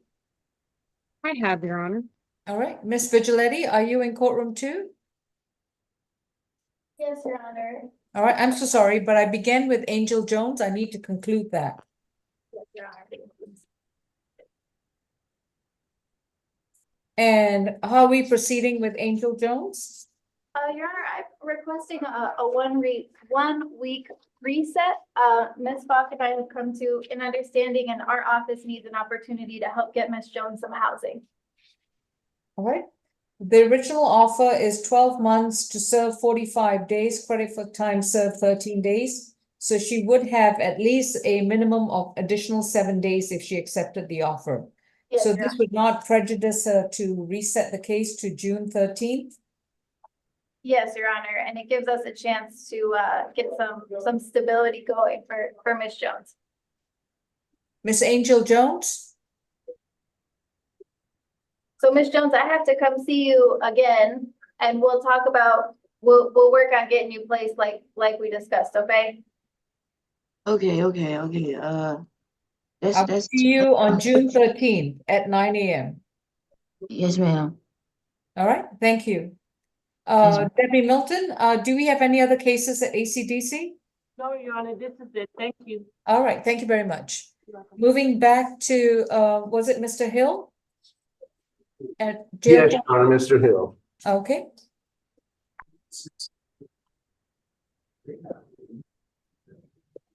There's nothing wrong with arguing for a law reduction. No harm in that. And Mr. Hill only has one position, right? Okay. This is Andre Coco Hill. Will Mr. Hill please raise his right hand? All right, thank you. And this is case 23 CR 6251Y. Mr. Hill is accused of theft by receiving stolen property, possession, display, or use of an identification of another without consent, and theft by shoplifting from October 15th, 2023. Mr. Hill, you've been advised, you may put your hand down, sir. You've been advised of your right to remain silent, and your attorney is going to be Mr. Michael McLean. With regards to this case, Mr. Hill is pleading not guilty. Your Honor, Mr. Hill is pleading guilty. Oh, I'm sorry. Okay. I do apologize. Mr. Hill also has a bench warrant for case number 24 FTA 643. So with regards to both cases, Mr. Hill, I understand you're going to enter into a plea. Please raise your right hand. Do you solemnly swear and affirm the testimony you provide will be the truth to the best of your knowledge? Yes, ma'am. Thank you. Ms. Falk?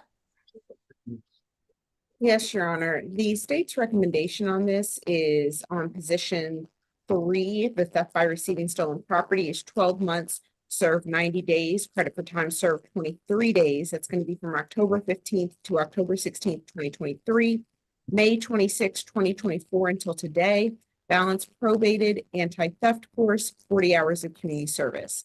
On count 2, the possession, display, use of identification of another.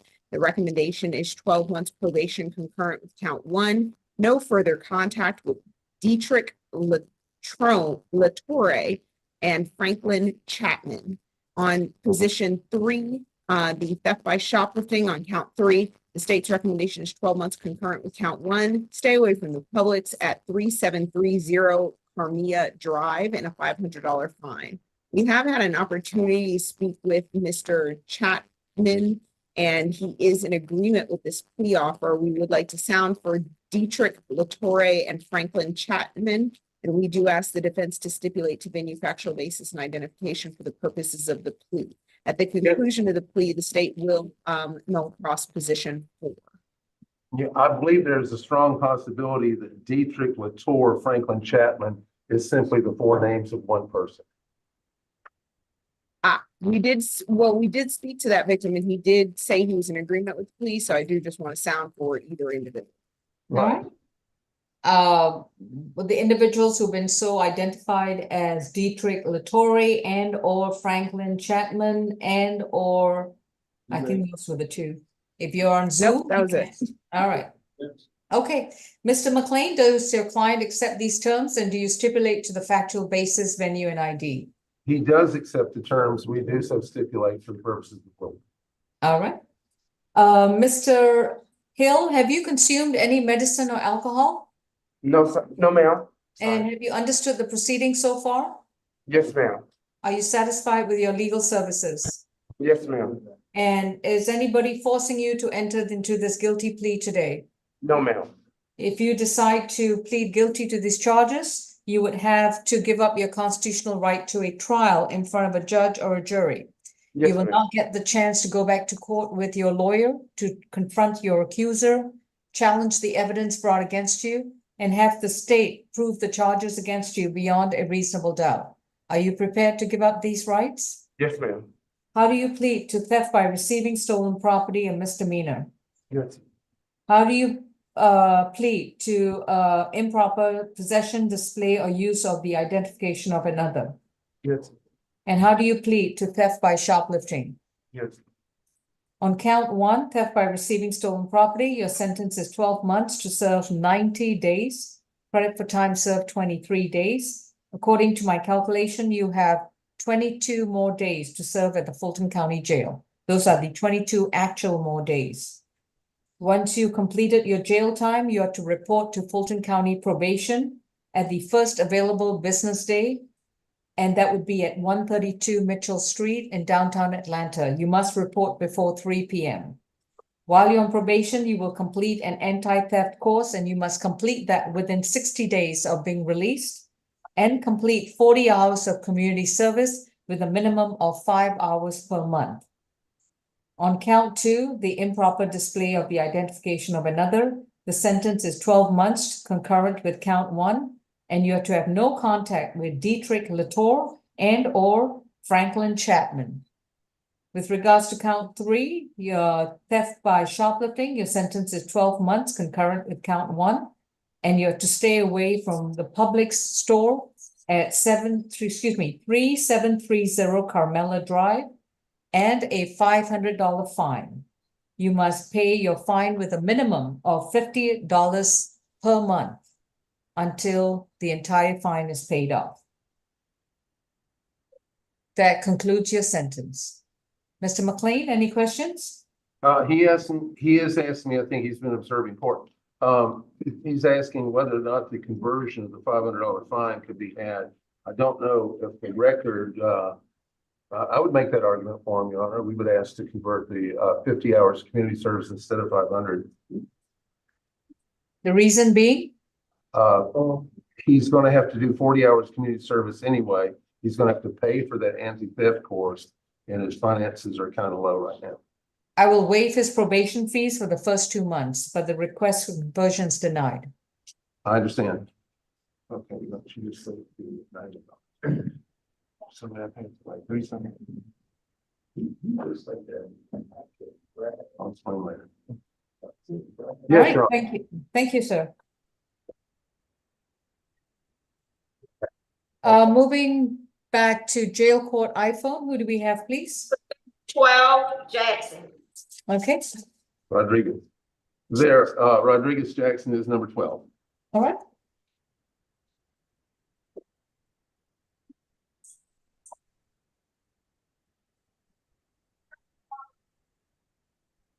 We have State versus Rodriguez Jackson, case number 24 CR 3250J. Mr. Jackson is at the jail court iPhone. He is accused of battery, family violence from May 23rd, 2024, under accusation number 24 CR 3250J. Mr. Jackson, you have a right to remain silent about the facts of the case. Anything you choose to say, your statements can and will be used against you. You have a right to an attorney, and representing you is Mr. Michael McLean. Do you see your attorney on the screen? Yes, Your Honor, I do. All right. Mr. Jackson, I believe, is entering into a negotiated plea. Would that be correct, Mr. McLean? Non-negotiated, Your Honor. Non-negotiated, all right, The issue is simply extra jail days. all and right, We'll argue that. understood. Mr. Jackson, we are going to proceed with a non-negotiated plea hearing, which means that the prosecutor will give me their recommendation and your attorney will give me your recommendation. I will consider the circumstances of this case, including your criminal record history, to decide which recommendation I will accept, including the option of not accepting either plea and resetting this case for trial. May I place you under oath for purposes of this hearing? Do you solemnly swear and affirm the testimony you provide will be the truth to the best of your knowledge? Yes, Your Honor, I do. Thank you. Ms. Falk? Yes, Your Honor. So this case occurred on May 23rd of 2024 at 2610 Metropolitan Parkway Southwest. Officers responded to the Lucky 7 Food Mart. They spoke with Miss Desiree Brown. She informed the officers that she had contacted the police on May 23rd because she was inside the convenience store. The defendant, who she had been in a relationship and resided with for 6 to 8 months, became upset because she wanted to end their relationship. She stated that he then choked her with his hands, fled the scene. Officers were able to capture the visible injuries to her neck. The officers did speak with the store clerks who identified themselves as Mr. Pradipta Aknara and Mr. Abhi Singh, who stated they did witness the defendant choke Miss Brown. At that point, the officers did a knock and talk and were able to go to the apartment complex at 532 Cleveland Avenue. They informed the people at that location that they were looking for the defendant. A few minutes later, the defendant did willingly exit the apartment and was detained.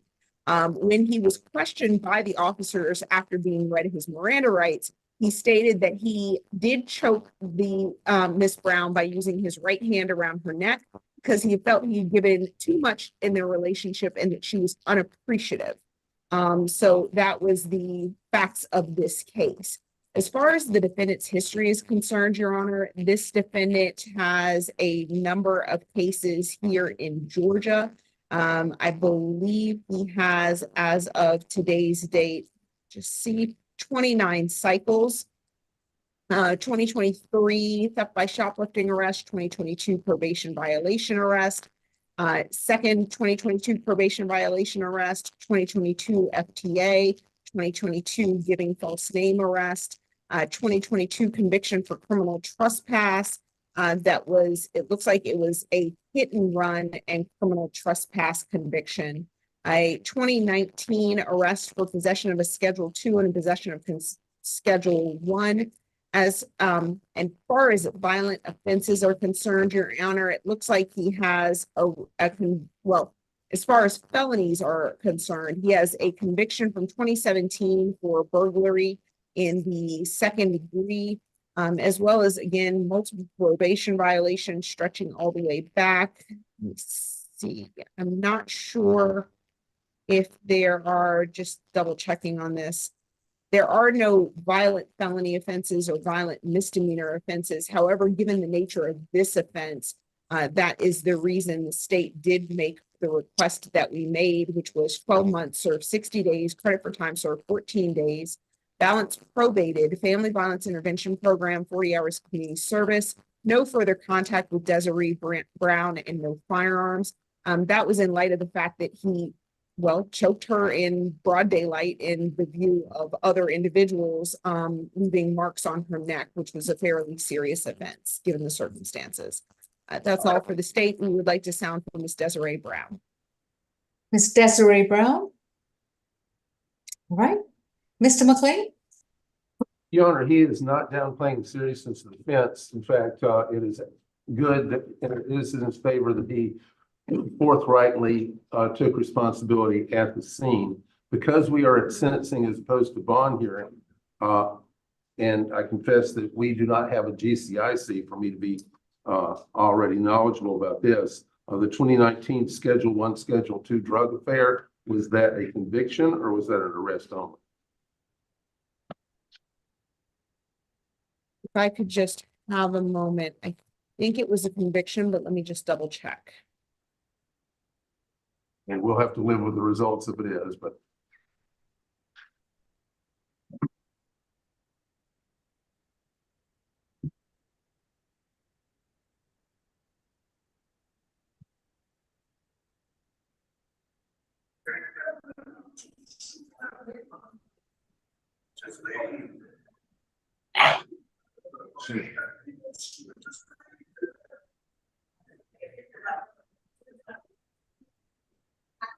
Miss Tyson, if you have Mr. Rodriguez Jackson's GCIC with regards to convictions, please chime in also.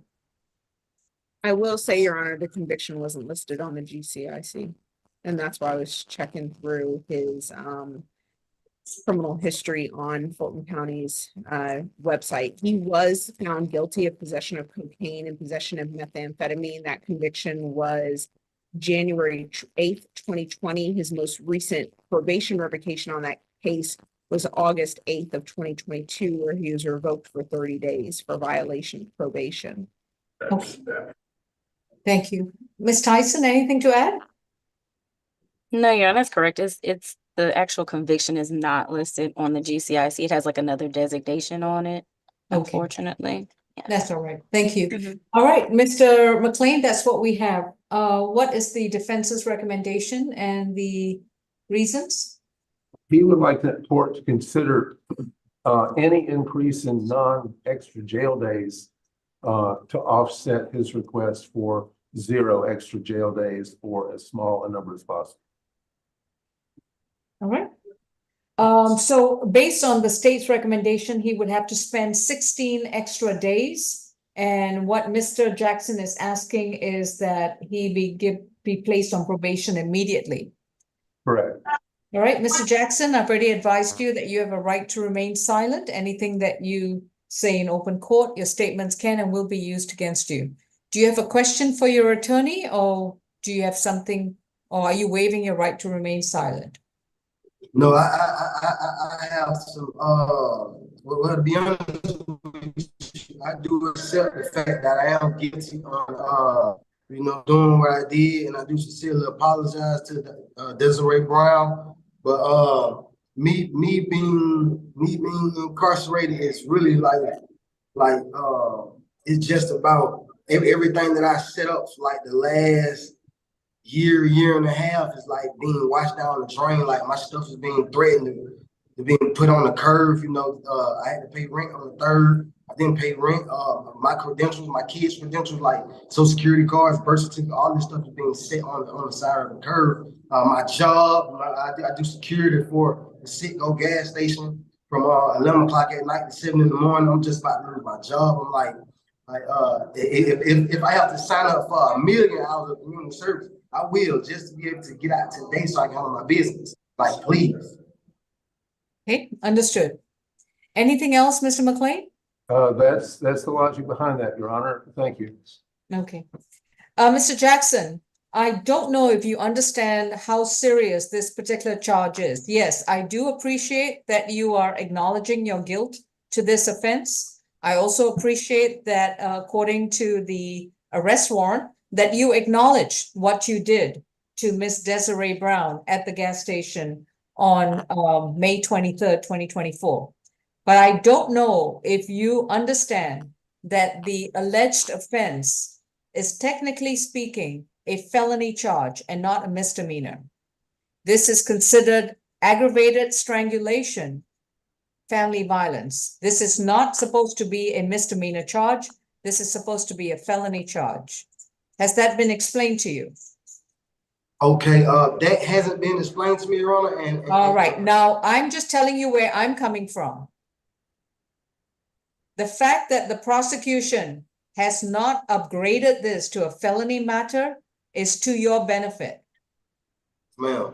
All right, but given your significant criminal history record, given the fact that based on the allegations, you actually engaged in a felonious act because your romantic relationship was about to break up, that is outrageous. The fact that you could allegedly commit such a severe felonious act upon a woman just because she doesn't want to be with you anymore is very outrageous. And I think serving an additional 16 days in jail is extremely reasonable, considering that you could have ended up being in jail for more than 5 years. I'm accepting the state's recommendation. It would have to be 12 months to serve 60 days, credit for time served 14 days. You will be required to do a domestic violence program and have no contact with Desiree Brown, including community service. Now, this is the sentence I will impose if you decide to accept the state's recommendation and enter a guilty plea. What would you like to do? You either have the other option of pleading not guilty and have the case scheduled for trial. Plead guilty. Mr. McLean, your client would like to move forward. Shall I move forward? Yes, Your Honor. And do you stipulate to the factual basis, venue, and ID? We do for the purposes of the plea, yes. Thank you. Mr. Jackson, have you consumed any medicine or alcohol? No, ma'am. And have you understood the proceedings and the court's explanation as to its reasons? Yes. Are you satisfied with your legal services? Yes. Is anyone forcing you to take a plea today? No, ma'am. If you decide to plead guilty, you would have to give up your constitutional right to a trial in front of a judge or a jury. You will not have the opportunity to go back to court with your lawyer, to challenge the evidence brought against you, to confront your accuser, to be able to present your defenses and arguments, and have the state carry the burden to prove the charge against you beyond a reasonable doubt. Are you prepared to give up these rights? Yes, Your Honor. Are you entering your plea freely, willingly, and knowingly? Yes, I am. How do you plead to one count of battery family violence against Desiree Brown on May 23rd, 2024? Guilty. Your sentence is 12 months to serve 60 days, credit for time served 14 days. That means you have an additional 16 days to serve at the Fulton County Jail with the sheriff's policy of 2 for 1. Once you've completed the additional 16 days, you will immediately report to the Fulton County Probation at 132 Mitchell Street on the first available business day, and you must report before 3 p.m. While on probation, you will complete a 24-week domestic violence intervention program, and you must enroll in those classes within 45 days of being released. You will complete 40 hours of voluntary community service with any nonprofit agency that's not a church and not a school, and you must complete a minimum of 5 hours per month and 5 hours every month thereafter. At all times, you shall have no contact with Desiree Brown. You are to stay 200 yards away from her, and you're not to communicate with her in any way, form, or manner, including social media, a phone, or a computer device. And at all times, Mr. Jackson, you're not allowed to have any firearms. Given your history as a convicted felon, you are by law not allowed to own or possess a firearm. Do you understand, sir? Yes, Your Honor. That concludes your sentence. Thank you.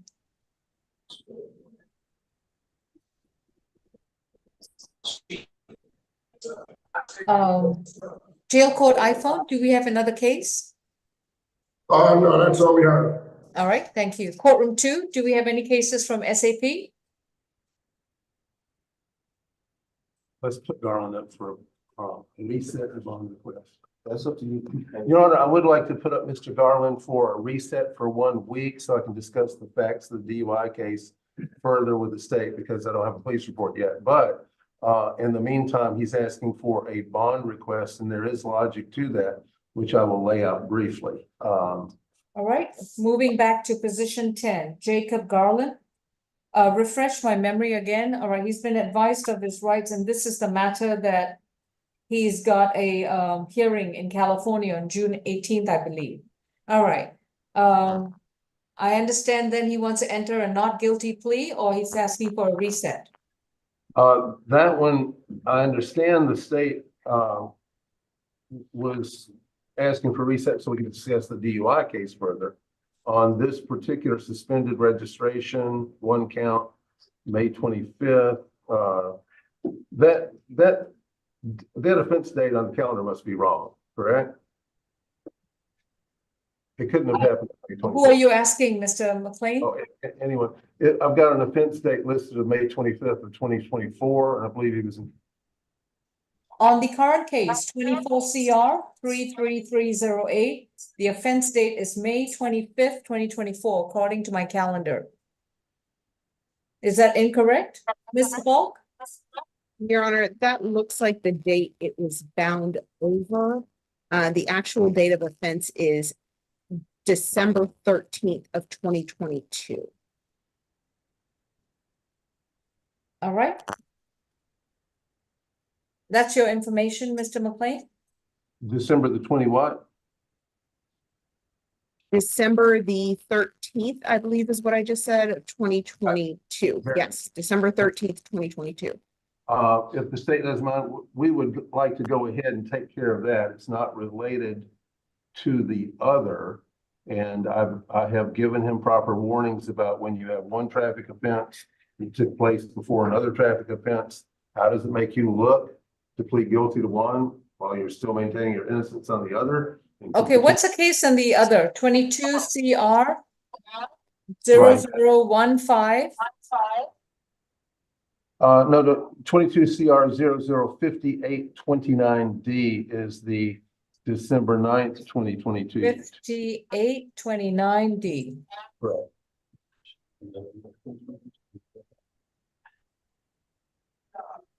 Those things both happened in 2022, apparently, and they're about 4 days apart. All right. This is on the other case, it's driving under the influence of alcohol, less safe, following too closely, no automobile insurance, and driving while license suspended or revoked. And that alleged offense date is from July 30th, 2021. Oh, I see. And he's got a bench warrant from December 9th, 2022. Okay, And his that bond clarifies forfeited. for me. I understand better, Your Honor. Thank you. The 12/9 and the 12/13 are only 4 days apart in 2022 because when he got the one charge, it made them look at the 2021 DUI occurrence allegation. I understand now. Now, the argument he's making today is simply this, and it's when we have SAP, we get to interview them briefly before the hearing. He mentioned something to me yesterday that I would love to follow up on, but even if it's not correct, I think there's some logic to asking for the fairness of treating it as if it were correct. Here's his situation. He lives in California. He has a hearing coming up on June 18th in California on child custody. He's had some cases in the past, and he is trying to show the court that he's a fit father, despite having had some drug cases or whatnot in the past, and some bad traffic cases. However, being in California and realizing this hearing was coming up on June 18th, he flew to Georgia, or came to Georgia, and turned himself in, presented himself to a sheriff's office in Georgia to take care of his Georgia matters. That was at Cherokee County on a date which was a few weeks ago. I don't have the exact date.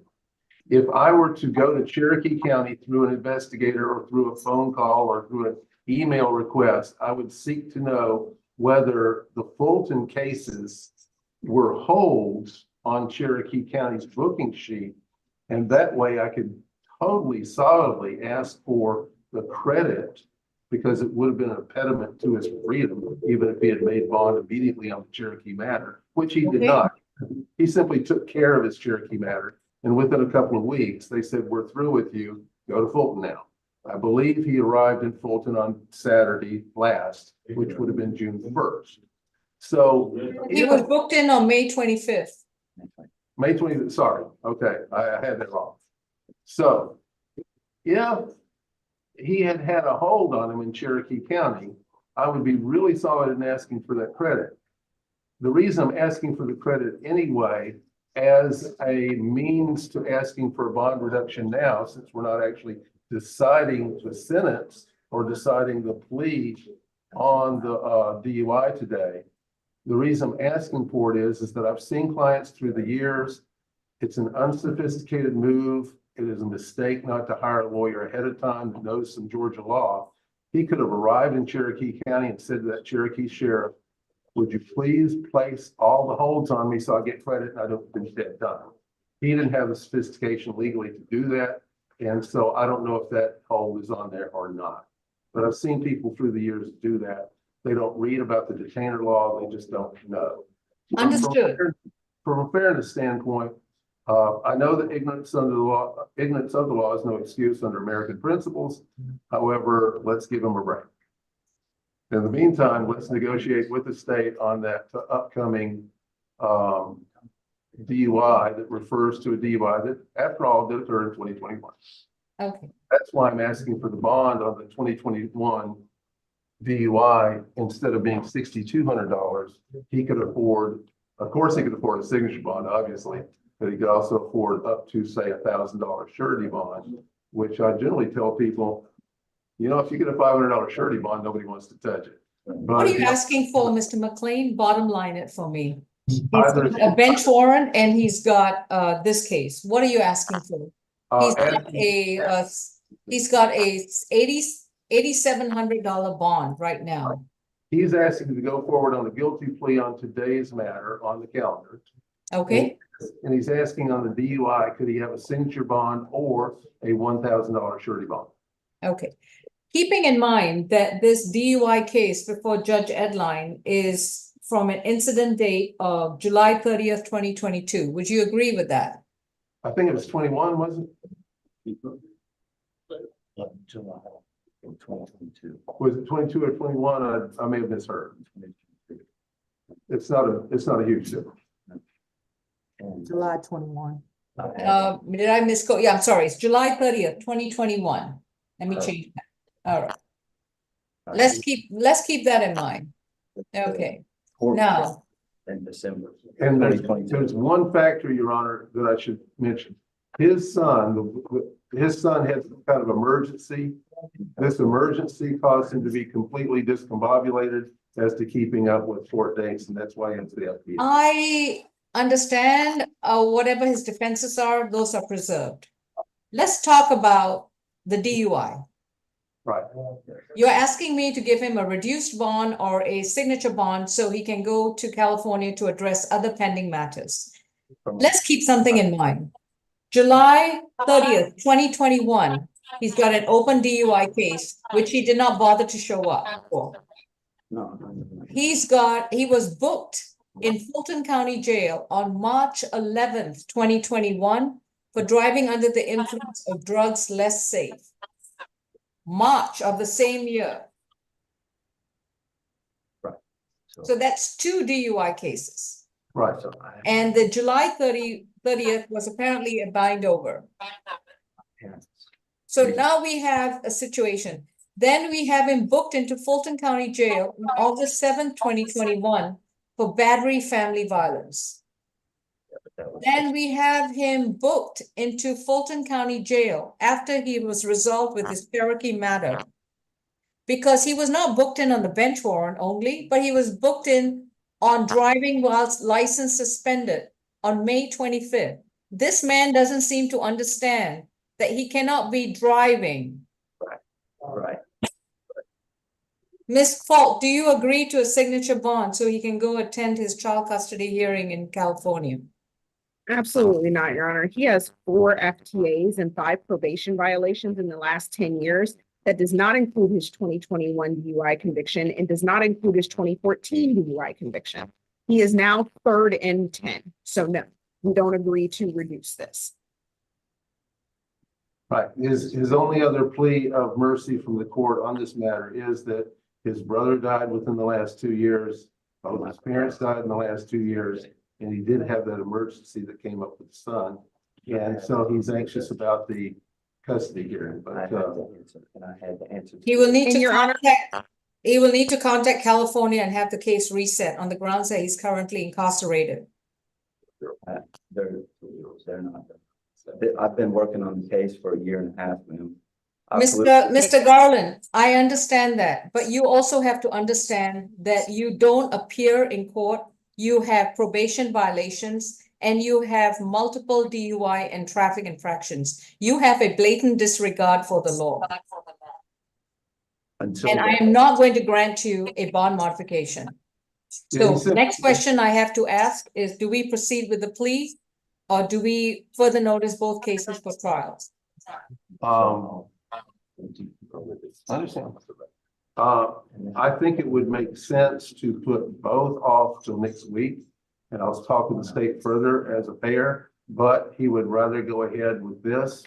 I think it would make more sense to do it together, but he does have the right to ask for going forward today, whether it's with my advice or against my advice. So he's asking the court to go forward with case number position 10 on today's calendar. So. All right. Mr. Garland, did you want to enter a plea on this current case, keeping in mind that you would be placed on probation only after you're released on your other case?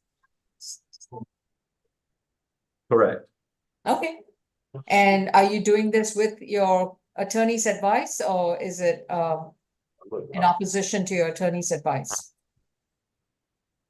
It's my advice. Okay. This is 24 CR 003330A. Mr. Garland is accused of suspended registration and driving while license suspended or revoked with the alleged offense date of December 13th, 2022. This case was bound over to the State Court of Fulton County, and so we are having a plea hearing. Mr. Garland, you've been advised of your right to remain silent and your right to counsel. Please raise your right hand to take the oath for purposes of the plea. Do you solemnly swear and affirm the testimony you provide will be the truth to the best of your knowledge? Ma'am. Please respond. Yes, ma'am. Thank you. Ms. Falk, what's the plea recommendation for case 24 CR 33308? Your Honor, state's recommendation is 12 months concurrent with count 1 with a $500 fine. Count 2, 12 months served, 22 days. Credit for time served, 11 days. That's going to be from May 25th, 2024 to today. Balance probated with a $1,000 fine. This would include the suspension of his license for up to 1 year. And we would ask the defense to stipulate to venue factual basis and identification for the purposes of this plea. All right. Mr. Purposely we do so stipulate. All right. Mr. Garland, have you consumed any medicine or alcohol recently? No, ma'am. And have you understood the proceedings so far? Yes, ma'am. You understand that you have another open pending case for driving under the influence of alcohol under 22 CR Yes, ma'am. 005829D. Yes, ma'am. Are you satisfied with your legal services? Yes, ma'am. And is anyone forcing you or inducing you to take this plea today? No, ma'am. If you decide to plead guilty, you would have to give up your constitutional right to a trial before a judge or jury. You will not get the opportunity to confront your accuser, have the assistance of counsel to challenge the evidence brought against you, present your defenses and arguments, and have the state prove the charges against you beyond a reasonable doubt. Are you prepared to give up these rights? Yes, ma'am. How do you plead to 1 count of suspended registration and 1 count of driving while license suspended or revoked? Right, I'm guilty. Yes. On the suspended registration, that's going to be 12 months concurrent with count 2 with an addition of a $500 fine. On driving while license suspended or revoked, your sentence is 12 months to serve 22 days, credit for time served 11 days, with you'll be on probation to pay a $1,000 fine. You will report to probation once you are released and free of your holds, and you must report on the first business day to the Fulton County Probation Office, and you must report every month until your fines have been paid off. After that, your probation will terminate. Your license will be suspended for a minimum of 12 months, less 22 days. You're only valid for reinstatement after this 1 year suspension has lapsed. Yes, ma'am. All right, we will reset this defendant's case to next Thursday to address 22 CR 005829D. That's the FTA that he's being held on. Correct. Okay, so the FTA, we gotta create it. It was not on the calendar, so it'll be the FTA and the 22 CR 05829 on what week, September the. Which FTA does he have? Is that the FTA on this case? Or? No, he doesn't have an FTA on this case. Uh, It's the FTA on the 22 It's case. FTA on the 22. There's not an FTA on this case. Understood. Okay, so both cases will be reset, the FTA and the 22 CR 005829D. It's gonna reset to September 13th. No, Not September, I'm sorry, June. I'm sorry, June 13. Okay. Okay. Thank you, Mr. Garland. Hold on. So the phase do we- here. His FTA bond is 6,200. And there's no chance of bond reduction on that, ma'am. Not given your circumstances.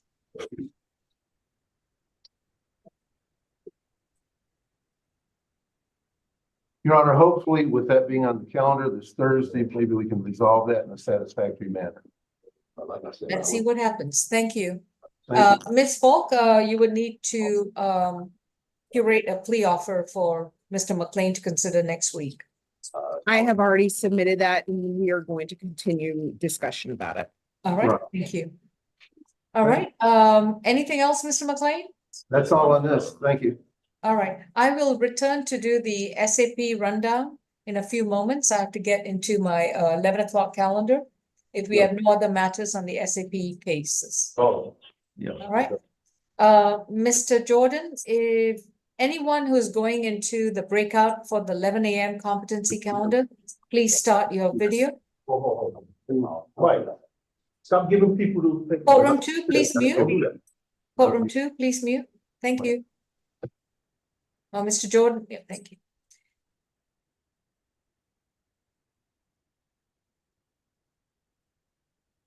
All right, Mr. Jordan, with the exception of courtroom 2, Kia Burgess, Ms. McLeod, please start your video. Is Mr. Bartel, please start your video.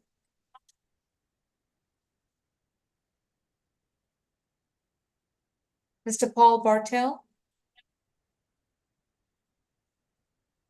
Ms. Maureen McLeod.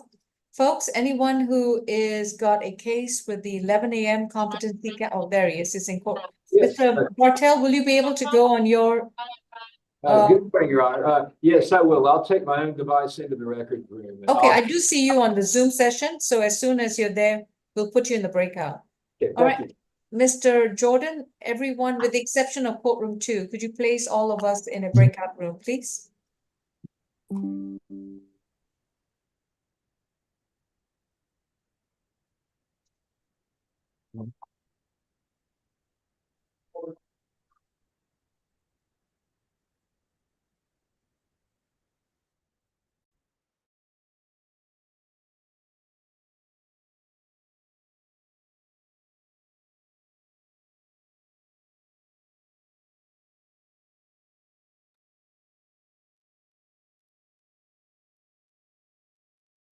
Miss Murphy, are you still there or did your computer lock up?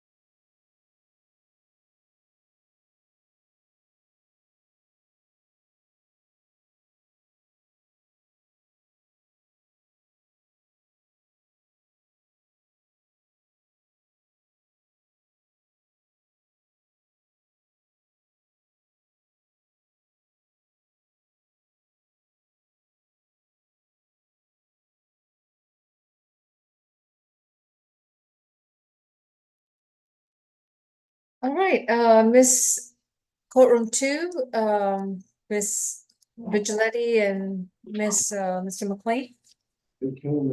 All right, let's do our SAP rundown. On the probation calendar for Salter, this person was continued on probation. Okay. On the add-on calendar, was position 1 and 2 Elliot? Yes, Your Honor. That was Miss Rockwell's case, right? Yes. And what did I reset it to? That's correct, Judge. You reset it to July the 11th, and the second case was, excuse me, transferred to Superior Court. That's right, okay. And then position 3, Andre Hill was a plea. Position 4 was null pros. Correct. Then moving on to the SAP calendar. Position 1 is a waiver of arraignment and further notice for trial, bond modified to 1,500 surety. Position 2 was null pros. Position 3 was a plea. Position 4, Michael Cross was a plea. Position 5, Davenport was released. Further notice for trial. Position 6, Eric Ferguson is still at Cobb. Shall I reset this to next week? The reason we didn't see him today, Your Honor, was he had a downtown matter conflict with us. So they took him downtown here in our regular courthouse complex. Okay, So so we should reset that. all right, so Ferguson has just been at the downtown court in another case. So again, should I reset this to June 13th? Yes, Your Honor. All right, reset June 13th.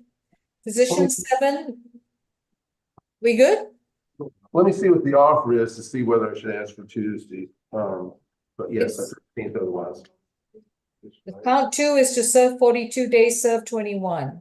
So it most likely should be June 11th then, Yes. which is fine. It's still me. I'm handling that calendar. So Miss Lewis, on position 6, Ferguson is June 11th. All right, position 7, 8, and 9 were pleas. Position 10, Garland was a plea, and we've reset his other case and the FTA to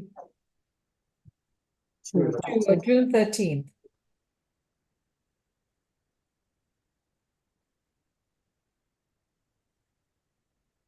Position 11, George Holiday is reset to June 13th. Position 12 was a plea. Position 13 and 14 are reset to June 13th. Position 15, Kenneth Jones is a waiver of arraignment and further notice for trial. Your Six- Honor, we did receive and submit that transfer to Miss Lewis so that the DA's office did respond during court and that case is transferred. All right. Miss Vigiletti, on Kenneth Jones, that is going to be a transfer to Superior Court. Yes, you already signed it, Judge. I think that's Okay. what I sent to you in the break. Yeah, got it. Thank you. Position 16, Jordan is a waiver of arraignment and further notice for trial. Bond is modified to a $500 signature bond through the jail. He does have a felony hold. Position 17, Katz was a plea, 18 was null pros. Position 19, Hassan Lowe. Case 19, 20, 21, and 22. These cases were all resolved, but they were resolved, what, yesterday? They were solved yesterday before Judge Morrison. Okay. Position 23 and 24, Derek Pruitt, are reset to June 13th. Position 25, Antonio Scherer is released and further notice for trial. That's 25 and 26. 27 is a waiver of arraignment and further notice for trial. Bond is modified to $1,000 signature bond through the jail. He sent me a null pros on that case. Yes, Your Honor. For William Smith, was there a null pros? Yeah, she just sent me a null pros. Okay, so I guess, And Ms. that's, ain't that correct? ASU? Ms. Desiano, are we going to null cross William Smith?